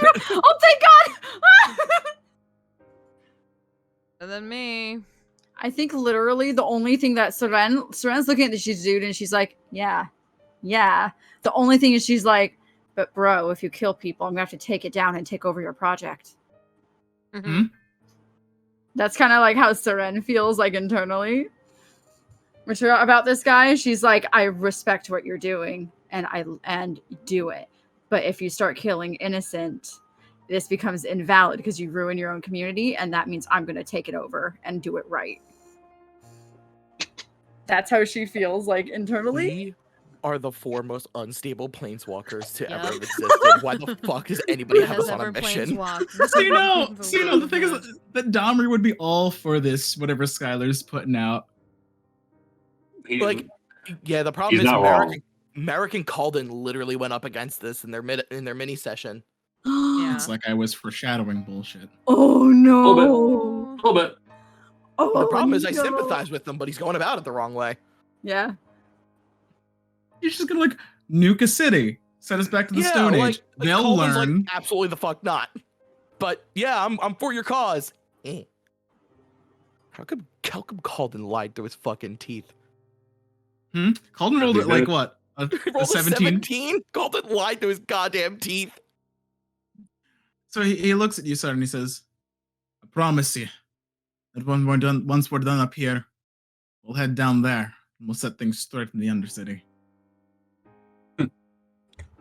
Just makes me think. Yeah, when you mention the Undercity, just makes me think of flipping. What game is it? I can't remember the game at the moment. I'm blanking. Regardless. And then he like looks to you, Merrick. Indeed. Was wondering if you were going to stick around. Mm-hmm. Guy with your kind of size definitely wants to use something. Definitely does something with it. You could say that. What brought you here? Just looking for a fight? No. Looking to do something? More so to do something. Merrick walks forward. Meets up with the 3 idiots. Mm. And he was thinking the whole time, like, I'm these here. idiots! I'm gonna overthrow an evil man. Woo. Mhm. And then he just looks at Scholar like, and you're like, I don't think I need to say a story of why I'm here. Look at my eyes. My eyes can tell you exactly what I've been through. You're one of those. You're one of those dogs, aren't you? You could say that. Sorry for what you did to the people. I think Merrick, out of character, Merrick had the easiest out of this one because Because you One of have my- like fucking wolf eyes. Heart of Darkness. Those who look into your eyes can see that you have faced unimaginable horror and that you are no stranger to darkness. Though they might fear you, a commoner Using will your extend you every character courtesy. sheet. Yes. You played this I'm reading We today. all love it. No, literally, that's why I'm abusing the fuck out of my observant trait. Yeah, Will. So, while Skylar is looking at Merrick and is distracted with that, since there's no like visible thing Cauldon needs to do, I try to check to see if Delian is within 30 feet. Like, don't yell, it's Cauldon. just like if you're around, there's a method to the madness. Trust me. Don't look up. Cheeky Seren, son you of a notice bitch. from a little while ago, you see a silhouette on the rooftop, on a nearby rooftop, and they seem to be like placing their finger to their 2 fingers to their temple, and it seems to be watching you. Oh Lord. Oh, this turned. She gives a little ruffle of her coat. This turned into a bit of a shit show. Oh, I'm ready. I'm so ready. I am. So, with us squatted up on the inside, Cauldon looks at Skylar and he goes, "So, what's the plan from here?" Follow me, all of you. As he like gestures to like a couple other people in the area. All right, As This is one of gonna be he fucking nods to one of the risky. enforcers, Hold it. and he opens up a storm drain. All right. He heads in first, but then a couple of more of his bodyguards also file in behind him. I hold open the storm drain and summon my echo down below. So I let everybody go down, and then I shut the storm drain and swap places with it. Guys, this is like episode 1. Yeah, right? Mm-hmm. Like very first time we met each other, going through the storm drain. You know, Cauldon in the back of his mind is just like, deja vu. was this the right play? It's the play you made. Oh, so Oh, you made your bed. Now you sleep in it. Well, so out of character, Cauldon's train of thought was, because he was like, if they're going non-violent, then we can take the information that he's going to go onto the train, leave, and then just intercept the train before he plans to take off. However, when he's like, the lot of you who aren't staying, make sure you give the enforcers problems. And I'm like, only 2 people are really going to be able to break through a crowd, and that's Farrah and Cauldon, and we don't want just the 2 of them up against Skylar and his gang, because they won't live long enough. Unfortunately. So the idea was make a big scene. The 4 of us stand out. We'll definitely get in. The problem is we're on the inside, but at least it's going to be the 4 of us versus them instead of just 1 or 2 of us. So there was a method to the madness. Bill's brain turned very quickly. I couldn't tell you guys my plan to go. So I was just like, Colin's just going to make a big fucking show. Yeah, no, makes sense. Uh-oh.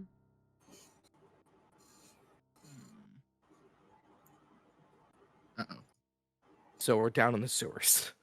Skylar goes, "Yeah, I know you guys are all lying." Stab. Oh yeah, it's a crock of shit, ain't it? All right, Thought your you could guys play gone me. your guys gone from rough and tough to Scottish to Aussie. You need to pick an accent. I need to pick a lane. I know it's like it's something. Wait, was that the bad guy talking to us? No, but he was just joking around. Okay, I was like, I did not recognize this. I need to pick a lane. It's a crock of shit. He points at Stay in Siren, and it was you. You give it away. He actually rolled like a 2 against Farrah. He's like, listen, you don't have to listen to your commander when he's being the daft cunt. That's the policy I like. You don't have to obey your leader when he's acting like a daft cunt. That's true. That is the only time you get me to call me any kind of cunt. And Father Anderson, you're running out of bayonets. I'm sorry. Excuse you, Heinkel. Sorry, sir. Bayonets for days. Bayonets for days. By the way, a little bit of insider information. That is where the Scottish accent came from, because this character feels like Alexander Anderson a little bit. My God. Just not continuing. as crazy. Yeah. So once Let's again, continue you all because are in a time-wise it is sewer. 10:30. As you guys make your way down, you see that Skylar has lit some sort of flaming stick that lights the entire tunnel in this sort of like red flame. It's a flare. Yes. Okay. But I can't call it that. No, I just for purposes of us. I'm just making sure I know what I'm thinking of. I wish I put grid lines on this shit. Do we have a scenery change? I wish I put grid lines on this shit.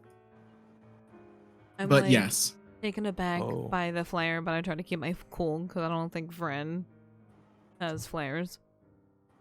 Rin is not a steampunk plane. No.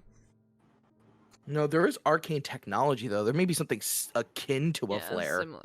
I mean, the light spell exists. Actually, you actually would probably know more what like a glow stick is. Yeah. Oh my god, I just imagine the crazy raves they have on Vren. You know, you go to a rave on Vrin, and all of a sudden you got like weird, crazy tattoos. Mhm. Man, I woke up this morning and I just had like a giant sigil tattooed on my face. Don't know how that Whenever got I think there. about magic, it lights up. Whenever you think about magic, it lights up. Yeah, I hate everything. Magic. So with the lit torch, you're able to follow Skylar and his men slowly through the city, or slowly through the underground. And after a little while of like just silent walking, Skylar like points up ahead, and one of the enforcers climbs a ladder to another sort of location. There is light on coming from this sort of hatch that they push up. And Does anything he stand out about the area? Sorry to interrupt. it's dry here. Like it's not like the sewer on Ravnica. This place seemed to have no water running through it. I'm just thinking in case we need to come back this way for whatever reason if we know where we're going. All right, continue. Sorry. Mm-hmm. So it's also noted that you guys aren't alone. There are a good like 15 to 20 other individuals that are also in the same sort of camp as you all. So there's Although about they didn't 26 of us in total, including Skylar and his 5 guys. Yes. What we need Got to it. do is disable the bomb then. We can do one of two things. The one thing we want to do is we don't want to start a fight yet. We can take a decent number of people, Because but it's not 20 this many. v4. Yeah, no, we Yeah. want to be sneaky in the mission and like one of us maybe like Farrah sneak away and try to disable the bomb before it hits the. It's gonna be Farrah. Yeah, She's the Farrah. one who's she's the Yeah, only one who's gonna Farrah, really you're gonna get have to close up. disarm the farm, Farrah. Disarm the bomb. Do I even know what a bomb is? Just Cauldon click would have the explained to red you what a bomb is Okay. because of Tulash.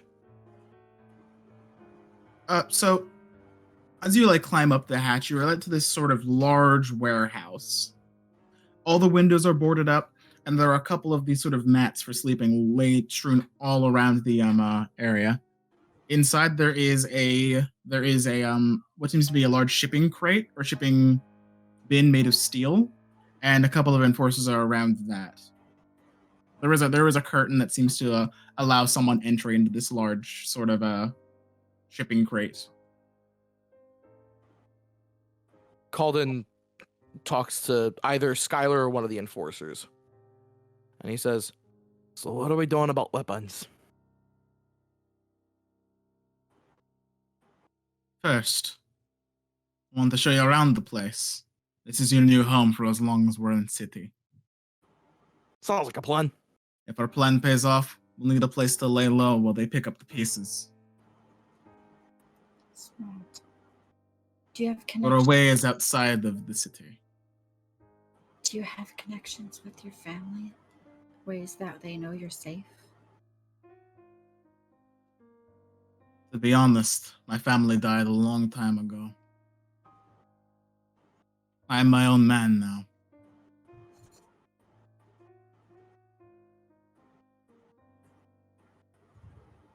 Just nuts.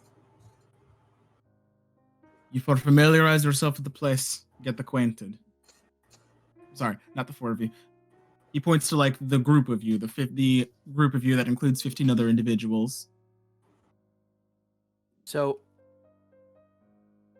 Make yourselves at home.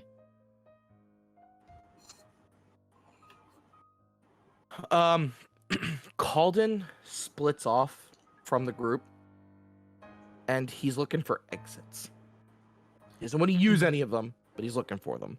There doesn't seem to be any real exits, or no door exits that don't have fortification behind them. A lot of the doors in here, though, this warehouse seem to be boarded up Got it. or sealed or destroyed, covered in various items like garbage, old furniture, that sort of thing. They don't. It seems that they're trying to keep people out and not trying to leave. Then It I seems to be guess some sort of a combination between like a base of operations, and a refugee camp.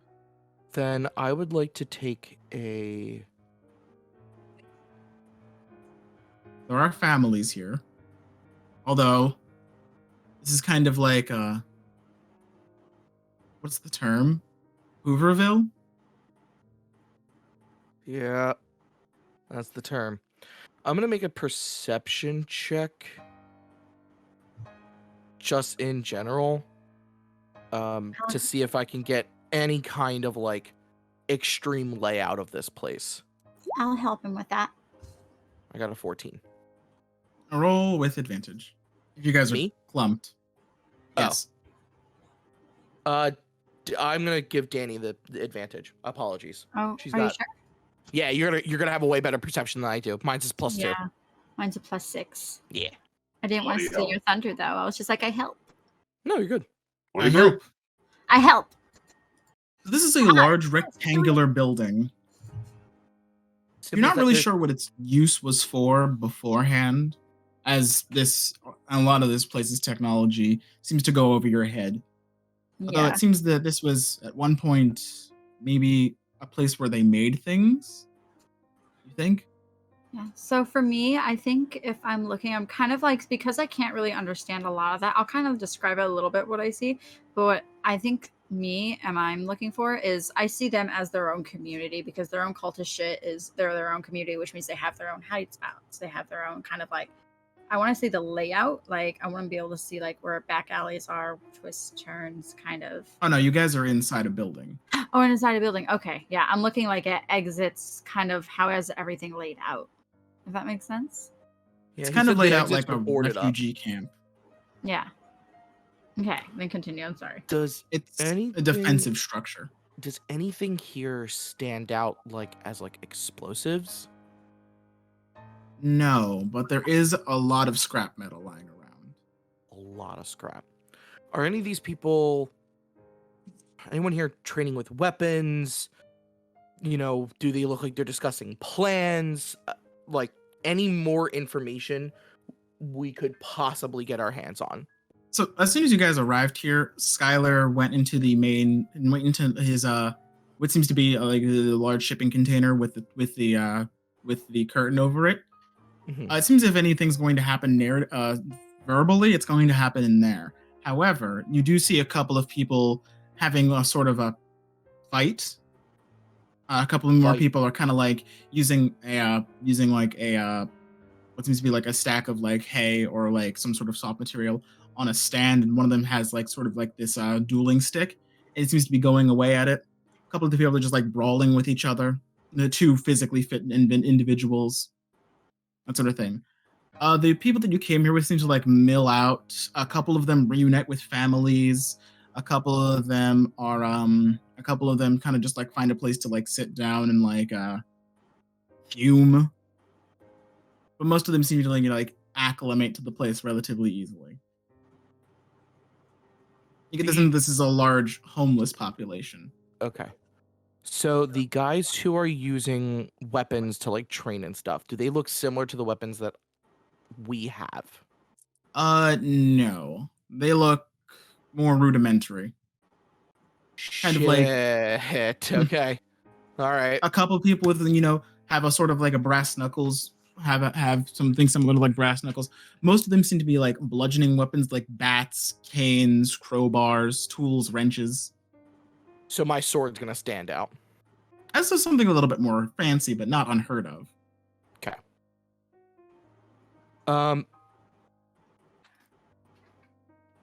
After Cauldon takes a time, he goes and like sits by himself. And he psychically communicates with Farrah first and then Merrick. And he says that like we need to stay scattered. If you have to communicate psychically. And I do the same. So like I'm just sitting there. I'm taking off my gear. I take off my jacket. I'm just trying to get comfortable somewhere. So yeah, Cauldon psychic links with Farrah, and he says, "I'm gonna pass the message off to Merrick. Pass it off to Siren. That we can't be hanging around each other. Okay. So stay separate unless you can probably come talk to me, but the other two probably shouldn't." Okay. Yeah, I'll speak in the Seren's mind And I relay the same thing to Merrick. and be like, hey, like, don't stand so close to everybody. You gotta keep a cool cover. Can I reply back to that? In my mind, no. Damn. Okay. Sorry. Rye, you can reply back to me. Okay. Whatchamacallit? So if we ever see each other, whatchamacallit? Apologies, you're muted. Yeah. Yeah. And America just like and does reply back. That sounds good. Let's draw suspicion. How long do we have until this is supposed to happen? We have enough time to sleep. Yep. I can make myself very small. I know what this world's rats look like, and they. How are you gonna hide yourself? I turn into a rat.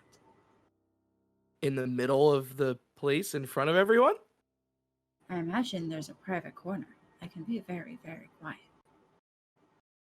Give me a stealth roll if that's something you're going to go about. Okay. Okay, wait. Can you describe how the layout is to me one more time? Is it just a big open room? It's a big open room with Ah, things in it. Tents, mats seem to be sleeping mats.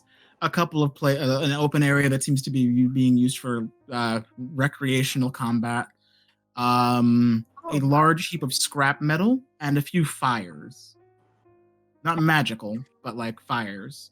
I could hide behind one of the tents and just Possibly.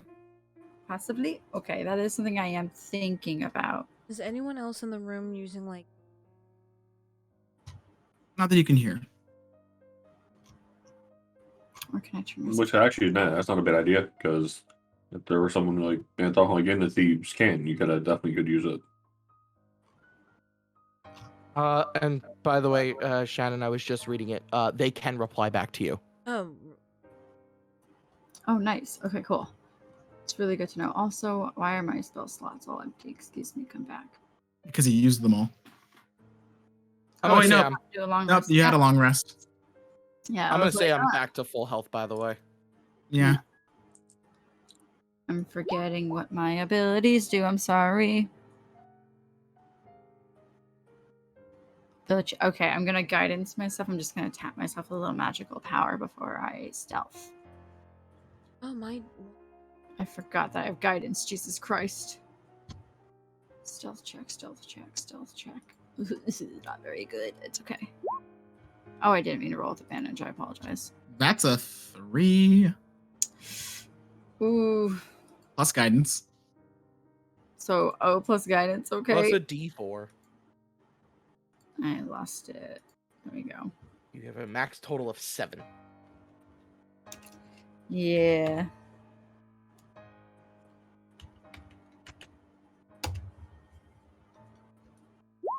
In before. 4, 7. So it was 7. So Okay, there's no Try to restraint find- in turning into a rat. And for them to speak back, Somebody's I have gonna to call the roll one of church. my, psychic dice. Hmm? Oh, does it use your psychic dice? Mm-hmm. For me. Ooh. Yeah. We've been playing that wrong. Yep. No, like no action required. I can like speak to somebody, but like if they want to speak back, then we can have like consistent communication for up to 1 mile, which is kind of cool. But yeah, Not I have bad. I have to expand my. We've been playing mine wrong too, as well. You can speak telepathically to any creature you can see.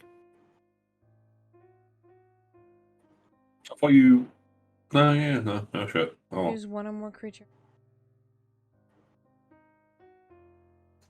But mine does grow. Mine's is 10 feet times level, so I actually have 40 feet.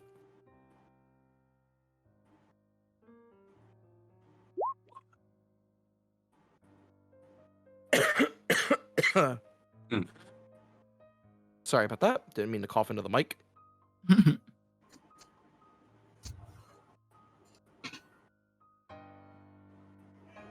Oh, I could have re-rolled that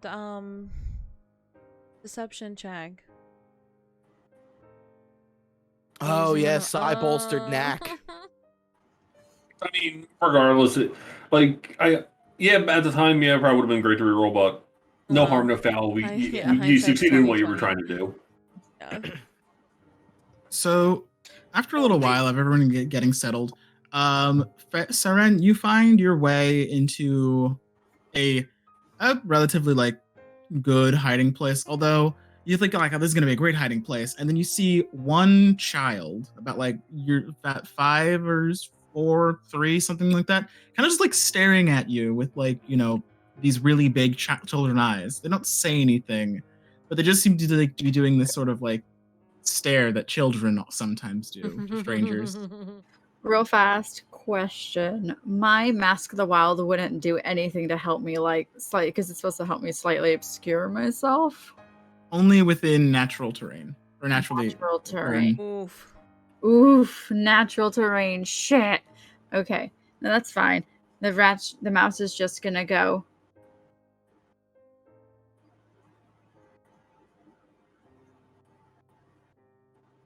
And then like Boy. roll on its belly, squirm, squirm, squirm, and get Oh back. no, this and this go is what into takes place before you transformed. Huh? This would No, take this place happens before you before you transform. transform. Oh, there's just a kid looking at me. Yeah, Yeah, it's a good hiding place except for one thing.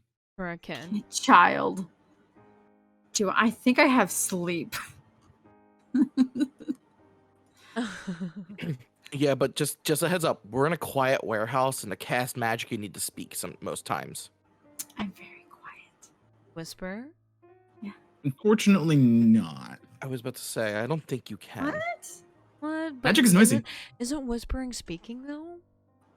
Yes, but when they say If that were the case, there would be no point to features actually like speak the it, aberrant yeah. mind's ability to ignore the or somatic silent fair. spell, Yes. magic is noisy. Okay. Well, most like magic wild, is like wild shapes you may be able to get away with yeah, because it Yeah, doesn't say something it makes like- any noise. like things like magic missile, loud as fuck. Mm-hmm. Sacred flame, loud as fuck. Now there's a thunderclap, which is louder, but Mhm. like Then- all magic yeah. is like it's not something you can like do stealthily, usually. Valid. Okay. We'll try. Yeah, she's just gonna like just look at the little one who's staring at her and pat it on the head. Just some like you know how like a dad just like smack pat pat pat. Just palms this fucking kid. So, yeah, Cauldon's kind of just like sitting around twiddling. He did make the comment about Farrah, so like he pretends like he gets to know her, but obviously they know each other. So then he starts speaking in low whisper. Like, yeah, are we just like sitting near each other? Yeah, like we're sitting near each other, like we're like talking and whatnot. Like, yeah, it was cool what you did with the knives, and yeah, that thing you did with the flopping, that was pretty neat. It's like, I'm just like twirling like a butterfly like soul knife. in my After a little hand. while, We'll talk. you're able to. So, Seren, are you going forward with the wild shape plan? Not with the wouldn't. kid there. All right. I So have after to. the what? I have to like wait this kid out. I had a plan for you, but unfortunately, it was a little too late. Oh, So I can go sneak around if I'm something small. after a while, one of Skylar's enforcers approaches both the combo of Cauldon and Farrah. Oh, He just tells you Skylar wants to see you for something. Both So of you. I leave my coat, but I sling my shield like back around, and my slide blade is on my belt line. I go in. So he joins you in the tent, and along with Skylar, 2 or 3 more of his guardsmen. Real Or quick, this- the sorry, don't mean to throw you off. The official, the guy who's working with Skylar, is he behind us or in front of us? He is behind you as you enter. Fuck. Okay, never mind. As you lead in, you see Skylar in there with about 2 or 3 more of his enforcers. 1 man, 1 woman. And there's also another individual here who seems to be he seems to be in this sort of like long white lab coat with a bunch of pockets. He's got these very interesting sort of glasses on that have multiple adjustable lenses, and he seems to be like using a screwdriver to like screw in something. Does he look familiar? No. Cauldon takes note. He sees him. He looks at Skylar and he's like, he motions to him. He's like, "Who's that?" Oh, this is the good doctor. He wanted to run a bit of a test, although you two provide us with an opportunity to do so before we tried out in the field. Test. How so? You'll see. So the doctor steps back. They are Elven, and Skylar gives him a nod. The guy seems to press a button or like presses a button, pulls a latch, and he like adjusts a sort of dial on this device on the table, and it makes this sort of high-pitched noise. I need both of you to make high pitched. Yes, I need both of you to make a charisma saving throw. Charisma. Oh boy. Failed.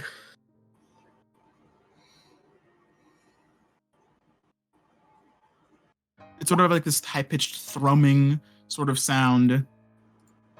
Wait, am I in there too or no? No, Not just No.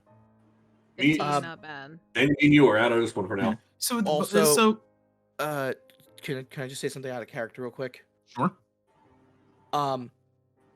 Like Shannon, no matter what he does, I think Farrah would be smart enough as a cop. Don't show all your cards. No, I know. If you failed the save, just take it. Take the fail. I know. Oh god, why does no one have a spell save DC anymore? My spell save DC? Oh no, not yours. Oh, okay. So, Farrah, for you, it is kind of like it's this high-pitched noise. It seems to like bother you in some way, definitely, but you're able to like keep your footing. Cauldon, for you, this thing hit. You start hearing this noise, and this throbbing starts hitting you in waves. You feel like your mind begin to ache, and while you hear this noise, you from a functional standpoint, you lose the ability to use any of your magically tuned features, such as summoning an echo. Oh, that's not good. Wait, what did he do? He stopped you from summoning echoes? Uh-huh. Oh no. He goes like, all right. That hurts. Thank God I didn't show off any magic. And he goes, I guess you want to see if I can do my trick while this is going on, don't I you? know. That would be proficient for the test, the scientist says. I can't focus long enough to do it. Skylar nods again and presses the button. And the thrumming stops, and like you kind of like you survived like a really bad brain freeze. He has a sonic device that does dispel magic. Dicks. Anti-magic zone. Oh no. Fuck me. Yeah, and guess what the echo is?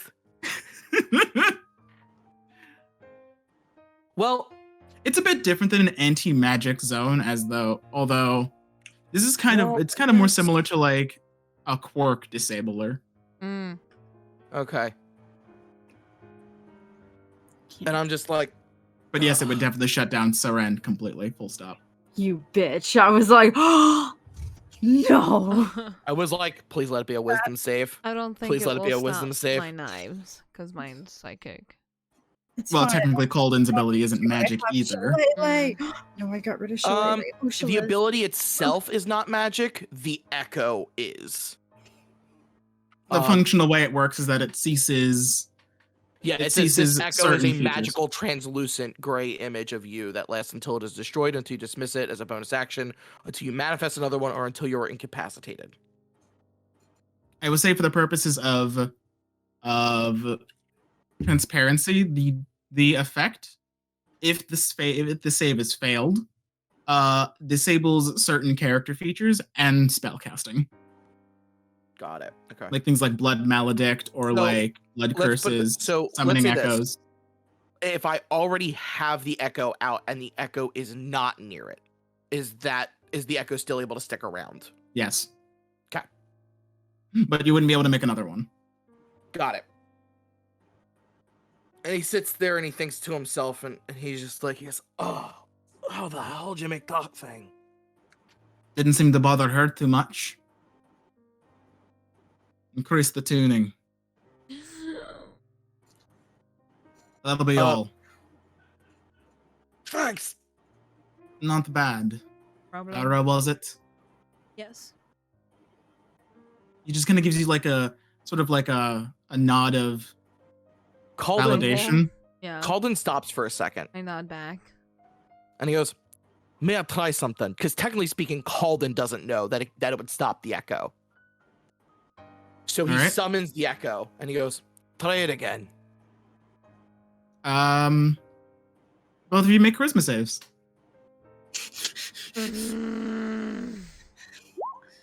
14. Where's the giant, Mansley? Where's the giant man? So this time, Farrah, you aren't able to like resist the sort of effects. Cauldon, you are. I resist the It's effect, like you're but like my you were echo like still goes you away. braced for it. Your echo dissipates, but you're able to like resist the effect of it.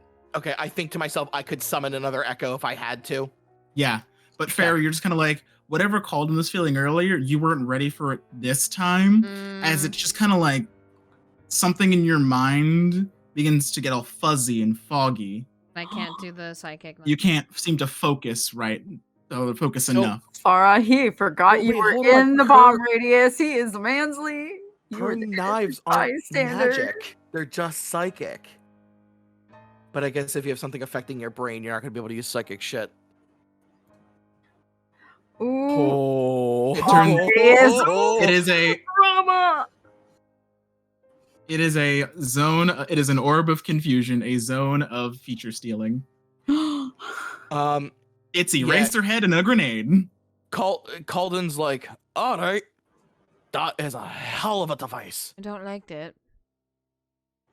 Well, when you turn an arcanist against another one of their kind, you get all sorts of toys and treats. Ain't that right, Doctor? The doctor kind of like gives like a grin. Not like an evil grin, but like a, yeah, this is great. The doc do I get the impression from the doctor that like he doesn't want to be here? You get these. He's not like in any danger or like he has no feeling of leaving, but he gets this sense that he's just kind of like maybe not morally okay with this. I've a out of game question. With our Sure. costume change, did we keep any previous weapons that we had? You kept 2 of your weapons. Okay. You As probably for kept most 2 things on your knives. sheet, not right now. Okay.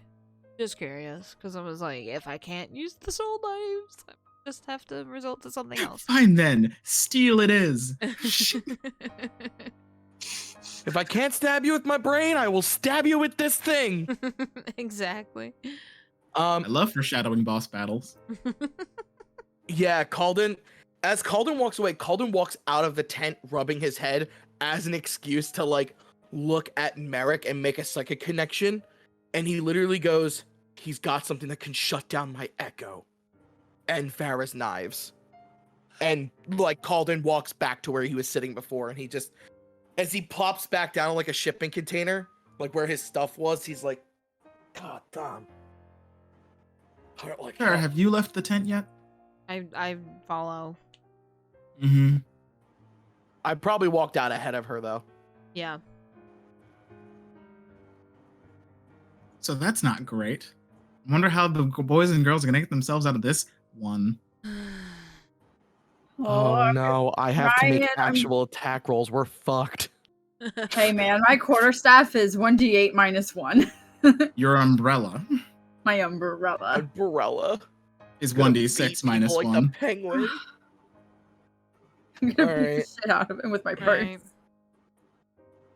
I think that's where we'll leave the session with a foreboding portent of what's to come, and you guys fully integrated into the the alliance, as it were, the I'm cult, the team. All going right, the only to pee my pants. okay, Oh, no. Welcome to Avalanche. yeah, like we can talk back and forth with each other, and basically, like we work out like we're We're gonna part of a have to. cult. Let's all just drink the Kool-Aid now. It's fine. Oh, and because we know that you're limited on the amount of times you can use that psychic whispers,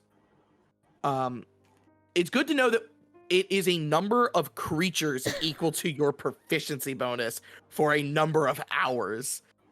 Right. You are twice as good at what I try to do easily, but mine's is useful in the fact that I can just do it as many times as I want. It just costs me an action. So yeah, like he makes a psychic connection with Seren, and he goes, they have a device that can shut down magic. Stay as far away from him as you can. And it's another Sonic device. I like consistent thematics. I'm like, huh, well, it's good thing I didn't show any of my cards to him. I'm just observant. I am a Oh. spy master. I can still fight. The Echo's not the only thing that can do damage. And Cauldon just thinks I'm gonna about try to how still he's gonna- fight. Oh Yeah, yeah. you sit down back next to Cauldon, and Cauldon and Farrah have a long conversation about the fuck they just witnessed. Right. Because he sits there and he goes, I come from a technologically advanced plane, and normally when my shit doesn't work, it's wizards. That was just some shit I've never seen. Were you able to summon your knives the second time? Fuck, No. that might actually shut down my blood. Kind I of funny wasn't thing to able say. to. Your blood gets really thick like barbecue sauce. Like, I oh, my couldn't blood stopped concentrate flowing. enough to summon it. Yeah, and Cauldon's like, I was feeling the same way. The second time I knew I could summon another one, but if it was anywhere near that thing, it was gonna go away. Mm. And that's when Cauldon's like, do you have steel? Yeah, I have I have 2 weapons that I could use. And That's that not- piano is like the foreboding That's not end the soul note to the knife. session. If it Yeah. comes to that. Well, that has been great. This has been Magic the Gathering Dungeons the Dragoning. I have depressed my entire party. Yeah. Oh, They're yeah, you so have. sad. There we Oh, go. They're all boy. fucking worried. Well, Well- thank you for tuning Well, in. I'm Thank you for honestly, watching. I will say I'm honestly not too concerned because I don't deal too much magic damage. It's like it's just Actually, kind of like Sombra's don't like deal- hacked. I And you're like, don't oh deal shit, I any forgot how to roll. damage. Right. Technically. No, all the I'm just gonna be hiding behind you, big man. I'm just gonna be like, You really should actually, like, Yeah, because I'm you, like, you I'm being as saying- squishy as you are, you always No, want to say man. you need to. he's gonna disable me. I'm gonna be like a bitch beating the man with an umbrella. No, but like we were talking about it earlier, Bill. Yeah, we were talking about it yesterday and today. We found literally my perfect class that I would like to play, and that is an Oath of the Crown Paladin. Are we still recording or have we stopped? I stopped. Okay. After party session.